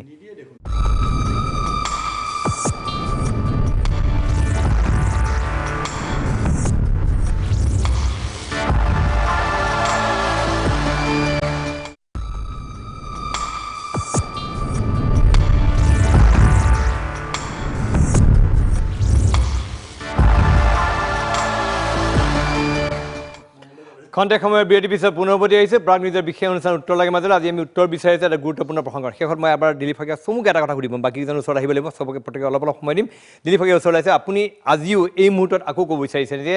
নাগৰিকত্ব সংশোধনী বিধেয়ক অসমীয়া মানুহৰ স্বাৰ্থৰ হকে হৈছে অসমৰ 126টা বিধানসভা সমষ্টিৰ যদি তাত আমি অসমীয়া খিলঞ্জীয়া মানুহখিনি সংখ্যাগৰিষ্ঠ হৈ ৰাজনৈতিক অধিকাৰটো আমাৰ হাতত ৰাখিব লগা হয় তেনেহ'লে নাগৰিকত্ব সংশোধনী বিধেয়কখনৰ কোনো বেংগলী হিন্দুক আনি আমি ইয়াৰ কোনো গত্যন্তৰ নাই আচ্ছা ঠিক আছে হয় মই দুৰ্গাদাসপুৰ হয় আমাৰ কংগ্ৰেছ ৰাজনৈতিক দলৰ যেহেতু মই প্ৰতিনিধি আমাৰ কোনো আজিৰ দিনটোত কোনো দ্বিতীয় কথা নাই আমি বিচাৰিছোঁ এইখন সংগ্ৰামত যিসকলে সংগ্ৰাম কৰিছে সকলো মাধ্যমে সহায় কৰিছে তেখেতসকলক আমি কংগ্ৰেছে শেষ মুহূৰ্তলৈকে AICC মানে অল ইণ্ডিয়া কংগ্ৰেছেও আমাৰ হুইপ দিছে বা অন্য ৰাজনৈতিক দলৰো ফ্লোৰ কোঅৰ্ডিনেশ্যন কৰিছে আমি অসমৰ ৰাজ্যৰ স্বাৰ্থত কংগ্ৰেছে এইখন বিলৰ অহা দিনবিলাকতো আমি বিৰোধিতা কৰি যাম সুস্মিতা দেৱ আপোনালোকৰ সাংসদ কমলাক্ষ দেৱ পুৰকাশ আপোনালোকৰ এজন নেতা এইবিলাক এইসকলে কিন্তু এই বিধেয়কখনৰ ব্যক্তিগত মত প্ৰকাশ কৰিছে তেওঁলোকৰ বিৰুদ্ধে অনুশাসনমূলক ব্যৱস্থা প্ৰশ্ন নাই আমাৰ কংগ্ৰেছ দল হৈছে কোনোবা ব্যক্তিগতভাৱে কিবা মন্তব্য আগবঢ়াব পাৰে যেনেকৈ ভাৰতীয় জনতা পাৰ্টিৰ কেইবাগৰাকী MLA মন্ত্ৰী তেওঁলোকৰ কিবা কিবি কথা কৈছে কিন্তু তেওঁলোকৰ সিদ্ধান্ত যেনেকৈ একজেক্টলি কংগ্ৰেছৰো তেনেকুৱা যে সিদ্ধান্ত কি আমাৰ সেই সিদ্ধান্তটো আজি স্পষ্ট আপুনি নক'ব আজি সিদ্ধান্তটো স্পষ্ট ৰাইজক দিছে আৰু ভৱিষ্যতে এই বিলখন আহিলে এই ষ্টেনে কংগ্ৰেছৰ থাকিব দুইটাৰ কাৰণে তেওঁলোকৰ স্থিতি বৰাবত বেলেগ আৰু ব্ৰহ্মপুত্ৰ বেলেগ ৰঞ্জিত শৰ্মা বহু সময় ক'বলৈ বিচাৰিছে তেওঁ ক'বলৈ দিব পাৰে মই এটা বাতৰিহে পঢ়িব খুজিছোঁ এই বাতৰিটো আপোনাৰ 2 জুন 2015 চন অসমৰ মাননীয় মুখ্যমন্ত্ৰী তৰুণ গগৈ সেই সময়ৰ আৰু প্ৰদেশ কংগ্ৰেছৰ সভাপতি অঞ্জন দত্তই ভাৰতৰ প্ৰধানমন্ত্ৰীক সাক্ষাৎ কৰিছিল আৰু ভাৰতৰ প্ৰধানমন্ত্ৰীক সাক্ষাৎ কৰি তেওঁলোকে কৈছিল যে we will take up the unresolved issue of citizenship for the Bengali Hindus, Buddhists, Christians and people of other minority communities who came to Assam after being subjected to inhuman torture post the partition of India. These people were citizens of undivided India and they were forced to flee their own homes for saving their lives after being subjected to atrocity on the grounds of the religion. The APCC urges the center to grant citizenship to all such people, taking into consideration historical reality and the inhumanitarian aspect. Eto Pradesh Congressor মানে 2015 চনৰ স্থিতি আৰু আজিও কংগ্ৰেছৰ এইটো স্থিতি আছে তেওঁলোকৰ দুমুখীয়া নীতি ৰাজগুৰুদাই এটা কথা কৈছে RSSক কৈছে যেতিয়া মই একেবাৰতে শেষ কৰি দিছোঁ না মই ৰাজগুৰুদাই কথা এটা কৈছে মই স্পষ্টীকৰণ দি লৈছোঁ সেইটো তেখেতেও শুদ্ধকে ব্যাখ্যা কৰা নাই সেইটো ৰিফিউজি ষ্টেটাছৰ কথা কৈছে না ডাইৰেক্ট কৈছে লাগে বুলি কৈছে মেমৰেণ্ডাম কৰি দিছোঁ মই কংগ্ৰেছৰ মেমৰেণ্ডাম কৰিছোঁ কি ক'ব ৰাজগুৰুৱে ক'লে যে যিটো RSSৰ এজেণ্ডা পাৰ্টিশ্যনৰ যিটো প্ৰধানমন্ত্ৰীয়ে কোৱা কথাটো সেইটো আনফিনিশ্ড এজেণ্ডা এইটো প্ৰধানমন্ত্ৰী RSSৰ এজেণ্ডা নহয় সেইটো জৱাহৰলাল নেহৰুৰ এজেণ্ডা জৱাহৰলাল নেহৰুৱে যেতিয়া ভাৰত স্বাধীন হৈছিলে ভাৰতৰ প্ৰথমজন প্ৰধানমন্ত্ৰীৰ প্ৰথমটো ভাষণ আপুনি তাত তেখেতে কৈছে এইটো চবতে আছে সেই ভাষণটো 40 পৃষ্ঠাৰ এটা সংকলন আছে জৱাহৰলাল নেহৰুৰ ভাষণ 1947 পৰা 1950 লৈকে আটাইকেইটা ভাষণত তেখেতে কৈছে যে আমি এই যিবিলাক দেশ আমাৰ পৰা আঁতৰি গ'ল সেই দেশত মাইনৰিটিৰ ওপৰত যদি কিবা অত্যাচাৰ হয় সেইটো আমি প্ৰটেকশ্যন কৰিম তাৰ কাৰণে নেশ্যন কমিটেড আছে আৰু সেই কথাটো নাই, প্ৰধানমন্ত্ৰীয়ে সেই সময়ৰ দুৱাৰ দিছে পৰিস্থিতি হয়তো বেলেগ আছিলে, আজিৰ পৰিস্থিতি বেলেগ হৈছে। নাই সেই সময়ত এটা পৰিস্থিতি আছিলে। সেইটো আমাৰ দেশৰ নেশ্যনেল কমিটমেণ্ট, ভাৰতৰ প্ৰথম প্ৰধানমন্ত্ৰীয়ে কৰা নেশ্যনেল কমিটমেণ্ট। ঠিক আছে, সময় একদম কম। একদম কৈ দিছোঁ ফটককৈ। চিটিজেনশ্বিপ এক্টখন আমাৰ যি দিনটোৰ পৰা আৰম্ভ হৈছে সেই দিনটোতেই ভাৰত আৰু পাকিস্তানৰ নাগৰিকৰ বিনিময় ইফাল সিফাল অহাটো লগ হৈ গৈছে, বন্ধ হৈ গৈছে। পণ্ডিত নেহেৰুৱে 47 চনৰ পৰা 50 চনলৈকে দিয়া প্ৰতিটো ভাষণতে এই দায়বদ্ধতা স্বীকাৰ কৰিছে, এইটো কথা মই মানি লওঁ, এইটো আছে। কিন্তু তাৰ পিছত কিন্তু পণ্ডিত নেহেৰুৰ এটা ভাষণতো আপুনি নাপায়, এখনো নটিচ নাপায়। মই আপোনাক কৈছোঁ, ৰ'ব শুনক, যেতিয়া যিখিনি নটিচ অসম চৰকাৰলৈ দিছিল সেইখিনি গোপীনাথ বৰদলৈৰ দিনত আৰু বিষ্ণুৰাম মেধিৰ আৰম্ভণি অৱস্থাত দিছিল। এতিয়া কথাটো হ'ল, মই কংগ্ৰেছে কৰা ভুলৰ কোনো দায়িত্ব মই ল'ব নোৱাৰোঁ, দুৰ্গা দাস বৰুৱাই ল'ব। কথাটো হ'ল, মই ক'ব লগা কথাটো হ'ল যে বিধেয়কখনৰ আৰু কিবা মই এই কথাটোৱে কৈছোঁ যে মই অলপ সংবাদ মাধ্যমৰ মানুহ হিচাপে মই সকলোকে অকণমান চকু কাণ মেলি অলপ সচেতনতাৰে গোটেই পৰিস্থিতি লক্ষ্য কৰিবলৈ আহ্বান জনোৱাটো মোৰ হয়তো দায়িত্বৰ ভিতৰত এটা। ইয়াৰ প্ৰথম কাৰণটো হ'ল, মই লগতে এটা এড কৰিব, এতিয়া শেহতীয়াভাৱে কলেজৰ বহুত ল'ৰা ছোৱালী ওলাই আহিছে আন্দোলন নিজে নিজে শ্ৰেণীবৰ্জন কৰিছে, এইটো কাম সমৰ্থনযোগ্য নহয়, একদম সমৰ্থনযোগ্য নহয়। নিজৰ শ্ৰেণীকোঠাত চব থাকি পঢ়া শুনা ভালদৰে কৰি পেলাই আন্দোলন কৰক। এই আন্দোলন তেনেকে কৰাটো কাম নহয়, আৰু এইটোৰ দ্বাৰা কোনো বিশেষ ইতিবাচক আমি ফলাফল নাপাম। মই ক'ব খুজিছোঁ, পলিটিচিয়ানে ইউটাৰ্ণ মৰা মই বহুত দেখিছোঁ, কিন্তু ইমান কম সময়ৰ ভিতৰত ইউটাৰ্ণ এই অলপ দিনৰ পৰা মই দেখিছোঁ। নদী বান্ধৰ ক্ষেত্ৰত ৰাজনাথ সিং ডাঙৰীয়া নিজে লখিমপুৰলৈ আহি আন্দোলন কৰিলে, চন্দ্ৰ পাটোৱাৰীক লগত লৈ আন্দোলন কৰিলে, তাৰপিছতে তেওঁলোক নদী বান্ধৰ সমৰ্থক হৈ গ'ল। এইখন বিধানসভাতে আপোনালোকৰ চেনেলে বিৰাট ডাঙৰকৈ প্ৰচাৰ কৰিলে, বিধায়কসকলে বাংলাদেশলৈ মাটি নিদিওঁ বুলি ইয়াত ফলক লৈ পেলাই থিয় হ'ল, বাংলাদেশৰ সীমান্তত গৈ শ্লোগান দিলে। ক্ষমতালৈ আহি নৰেন্দ্ৰ মোদীয়ে কৰা প্ৰথম 10টা কামৰ ভিতৰত এটা হ'ল বাংলাদেশলৈ মাটি দিয়াটো। আৰু এটা কৰিলে কি যে মোদীয়ে কৈছিলে যে তালি টোপোলা বান্ধিব লাগিব সকলো বাংলাদেশ। নাই, সেইটো বাৰু মই টাস্কৰ ভিতৰত মই নধৰোঁ, কাৰণ সেইটো এটা বৰ সহজ কাম নহয়। মই মোদী ডাঙৰীয়াক সেই ক্ষেত্ৰত মই একিউজ নকৰোঁ, সেইটো মই ইমানখিনি মানুহৰ সমস্যা তেওঁ এটা কথাত সমাপ্ত কৰিব নোৱাৰে, কিন্তু যিবোৰ পাৰে। তাৰপিছত আজি 3 তালাক বিলখন তেওঁলোকৰ সহজে তেওঁলোকৰ ৰাজনৈতিকভাৱে সিদ্ধ হোৱাৰ কাৰণে, তেওঁলোকৰ সুবিধাৰ কাৰণে লৰালৰিকে পাছ কৰিলে। কিন্তু 10 বছৰ পুৰণি এই যে মহিলাৰ সংৰক্ষণ বিধেয়কখন, সেইখন আজিলৈকে কিন্তু লোকসভালৈ অনা নাই, ৰাজ্যসভাত পাছ হৈ আছে। এই যে নগা চুক্তিখন 2015 চনত যে তেওঁলোকে স্বাক্ষৰ কৰিলে, তাৰ ফটো এখনৰ বাহিৰে আজিলৈকে আন একো অস্তিত্ব পাবলৈ নাই। এই যে সংৰক্ষণ 6টা জনগোষ্ঠীৰ যে সংৰক্ষণ আনিছে, এইটো দুৰ্ঘোৰ সন্দেহৰ আৱৰ্তত আছে। মই ইতিমধ্যেই দেখিছোঁ, যিখন বিধেয়ক মই আজি পঢ়ি চালোঁ, তাত 35টা চাহ জনগোষ্ঠীৰ গোষ্ঠীয় সম্প্ৰদায়ৰ নাম অন্তৰ্ভুক্ত হৈছে, কিন্তু মোৰ ওচৰত যিখন চাহ জনগোষ্ঠীৰ সম্প্ৰদায়ৰ তালিকা আছে সেইখন 160ৰো বেছি। গতিকে তেওঁলোকে সকলোকে আমি অনুসূচীভুক্ত কৰিলোঁ বুলি ঘোষণা কৰিব পাৰে, কিন্তু সেইটোৱে মই নাই, সেইটো আকৌ মিছ ইণ্টাৰপ্ৰিটেশ্যন হ'ব পাৰে। গতিকে এই বিলখনতো কিন্তু সেই 35টা। শেষত কি ক'ব যে এই নাগৰিকত্ব বিধেয়কখনে অসমৰ কেনেকুৱা ক্ষতি কৰিব, আপোনাৰ কি আশংকা? শেষত আপুনি কি ক'ব বিচাৰিছে? গোটেই কথাটো আশংকা মই আগতে কৈছোঁ, অসমৰ জনগণে কৈছে এইখন ভয়ংকৰ অৱস্থালৈ গতি কৰিব। এতিয়া আপুনি বিজেপিক আহ্বান জনাব যে এইখন বিজেপিক আচলতে প্ৰথমতে বিজেপিয়ে এতিয়া বিশ্বাসৰ সংকটত পৰিছে। মই ভাবোঁ যে বিজেপি দলৰ নিজৰ স্বাৰ্থ, তেওঁলোকৰ বিশ্বাসযোগ্য কামত জড়িত হওক, আৰু অসমখনক ধ্বংস কৰা কামত যাতে জড়িত নহয়। আমি বিদেশী কোনো জাত পাত নাই, এই কথাটো আমি মাননীয় মুখ্যমন্ত্ৰী সৰ্বানন্দ সোণোৱাল ডাঙৰীয়াৰ পৰা শিকিছিলোঁ। গতিকে অসম চুক্তিক ভায়লেট কৰাৰ ধৰণৰ কোনো কাম হ'ব নালাগে। আমি 1971 চনৰ 25 মাৰ্চলৈকে অহা সকলো হিন্দু মুছলমান যিয়ে নহওক সকলোকে ল'লোঁ, তাৰপিছত কাকো আমি মানে অসম চুক্তিখন আখৰে আখৰে পালন কৰিব লাগিব। এইখন বিধেয়কে কোনো খিলঞ্জীয়া মানুহক দিলীপ শইকীয়া সোণোৱালে কোৱাৰ দৰে ৰাজনৈতিকভাৱে সুৰক্ষিত কৰিব নোৱাৰে, বৰঞ্চ খিলঞ্জীয়া মানুহৰ ৰাজনৈতিকভাৱে এইখন বিলে নিঃশেষ কৰিব। অন্যহাতেদি 47 যেতিয়া দেশ বিভাজন হৈছিল, জিন্নাই এই পাকিস্তান ধৰ্মৰ ভিত্তিত বিভাজিত কৰিছিল, আৰু যোৱাকালি ধৰ্মৰ ভিত্তিত নাগৰিকত্ব প্ৰদান কৰি সাম্প্ৰতিক সময়ৰ জিন্না হিচাপে মোদী প্ৰমাণিত হ'ল। অখিল গগৈ, বহুত ডাঙৰ কথা। হয়, শেষৰ কথাটো হ'ল যে কাইলৈ দিনটোৰ পৰা কাইলৈ 11টা বজাত আমি ছেক্ৰেটেৰিয়েটৰ সন্মুখত গামোচা লৈ আমাৰ আকৌ সংকল্পৰ কথা ঘোষণা কৰিম। 1 নম্বৰ, আৰু সমগ্ৰ ৰাজ্যজুৰি কাইলৈ সকলো ঠাইতে সকলো মানুহে 11 বজাৰ ভিতৰত এই বিধেয়কখন সন্দৰ্ভত আপোনাৰ লাষ্ট কমেণ্ট কি আছে বিধেয়কখন সন্দৰ্ভত আপোনাৰ আৰু কিবা ক'বলগীয়া আছে বিধেয়ক শেষত হয় না ক'লে নহয় এই বিধেয়কখন যেতিয়ালৈকে বাতিল নহ'ব এই বিধেয়কখন যিদিনালৈকে বাতিল নহ'ব তেতিয়ালৈকে বিজেপি আৰএছএছক শান্তি দিয়া নহ'ব আৰু অসমবাসী ৰাইজ আন্দোলনৰত হৈ থাকিব আৰু বিধেয়কখন বাতিল নোহোৱা পৰ্যন্ত 70টা সংগঠনৰ সংগ্ৰাম অব্যাহত থাকিব ঠিক আছে মই আজি অসমীয়া হিচাপে গৰ্বিত আৰু 70টা সংগঠনৰ কৰ্মী হিচাপে গৰ্বিত ঠিক আছে দিলীপ এইটো প্ৰশ্ন লাষ্ট নাই দিলীপ এক মিনিট এইটো প্ৰশ্ন থাকি গ'ল শেষত ইমান অসমত প্ৰতিবাদ হৈছে ৰাইজৰ মাজত হাহাকাৰ আছে এতিয়া আপোনালোকে এই বিধেয়কখন সন্দৰ্ভত আপোনালোকৰ স্থিতি পুনৰীক্ষণ হ'ব পাৰে নেকি যে আমি যিহেতু ৰাইজৰ মাজত এটা এই বিধেয়কখন লৈ যথেষ্ট ৰাইজৰ মাজত বিৰোধ প্ৰতিক্ৰিয়া হৈছে আমি পুনৰীক্ষণ কৰোঁ ৰাইজৰ মাজত আহিব লাগিব এনেকুৱা কিবা এটা হ'ব পাৰে নেকি এটা কথা চাওক কথাটো যিকোনো এটা গুৰুত্বপূৰ্ণ সিদ্ধান্ত লওঁতে তাৰ প্ৰতিবাদ থাকিব তাৰ বিৰোধিতা থাকিব তাৰ কিছুমান সপক্ষও থাকিব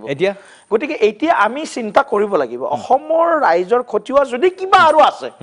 ইয়াততো কোনো খটিওয়াৰ আমাৰ সম্পূৰ্ণ বিশ্বাস কোনো ক্ষতি নহয় যদি কিবা এংগল ওলাই এংগলটো আমাৰ দল আৰু ৰাইজৰ প্ৰতিবাদৰ পাছত আপোনাৰ পুনৰীক্ষণ কৰিব নিখনে এইটোৱে আমি সকলোৱে বিচাৰিছোঁ যে এই হিন্দু নাগৰিকত্ব সংশোধনী বিধেয়কখন সন্দৰ্ভত ৰাইজৰ মাজত যিটো ধৰণৰ বিৰোধ প্ৰতিক্ৰিয়া হৈছে এই বিষয়ত ইতিমধ্যে দিলীপ শইকীয়া প্ৰদেশ বিজেপি সাধাৰণ সম্পাদক তেওঁ কৈছে যে তেওঁ পুনৰীক্ষণ হ'ব পাৰে বা পুনৰ চিন্তা কৰিব পাৰে আপোনালোকে নহয় এইটো আলোচনা আপোনাৰ দলৰ মাজত হ'ব পাৰে যে পুনৰীক্ষণ হ'ব গতিকে আমি সকলোৱে এইটোৱে কামনা কৰিছোঁ যে এই নাগৰিকত্ব সংশোধনী বিধেয়কখনে অসম আৰু অসমবাসীৰ প্ৰতি যিধৰণে ভাবুকি কৰি আনিছে এই ক্ষেত্ৰত তেওঁলোকে পুনৰীক্ষণ কৰক আৰু এইখন যদি সম্ভৱ হয় আমি সকলোৱে বিচাৰোঁ যে প্ৰত্যাহাৰ হ'ব লাগে এই বিষয়ত এই কামনাৰে আজি এই আলোচনাৰ অংশ মই সকলোকে ধন্যবাদ জ্ঞাপন কৰিম আমাৰ এই বিশেষ অনুষ্ঠান উত্তৰ লাগে ইয়াতে সামৰণি মাৰিছোঁ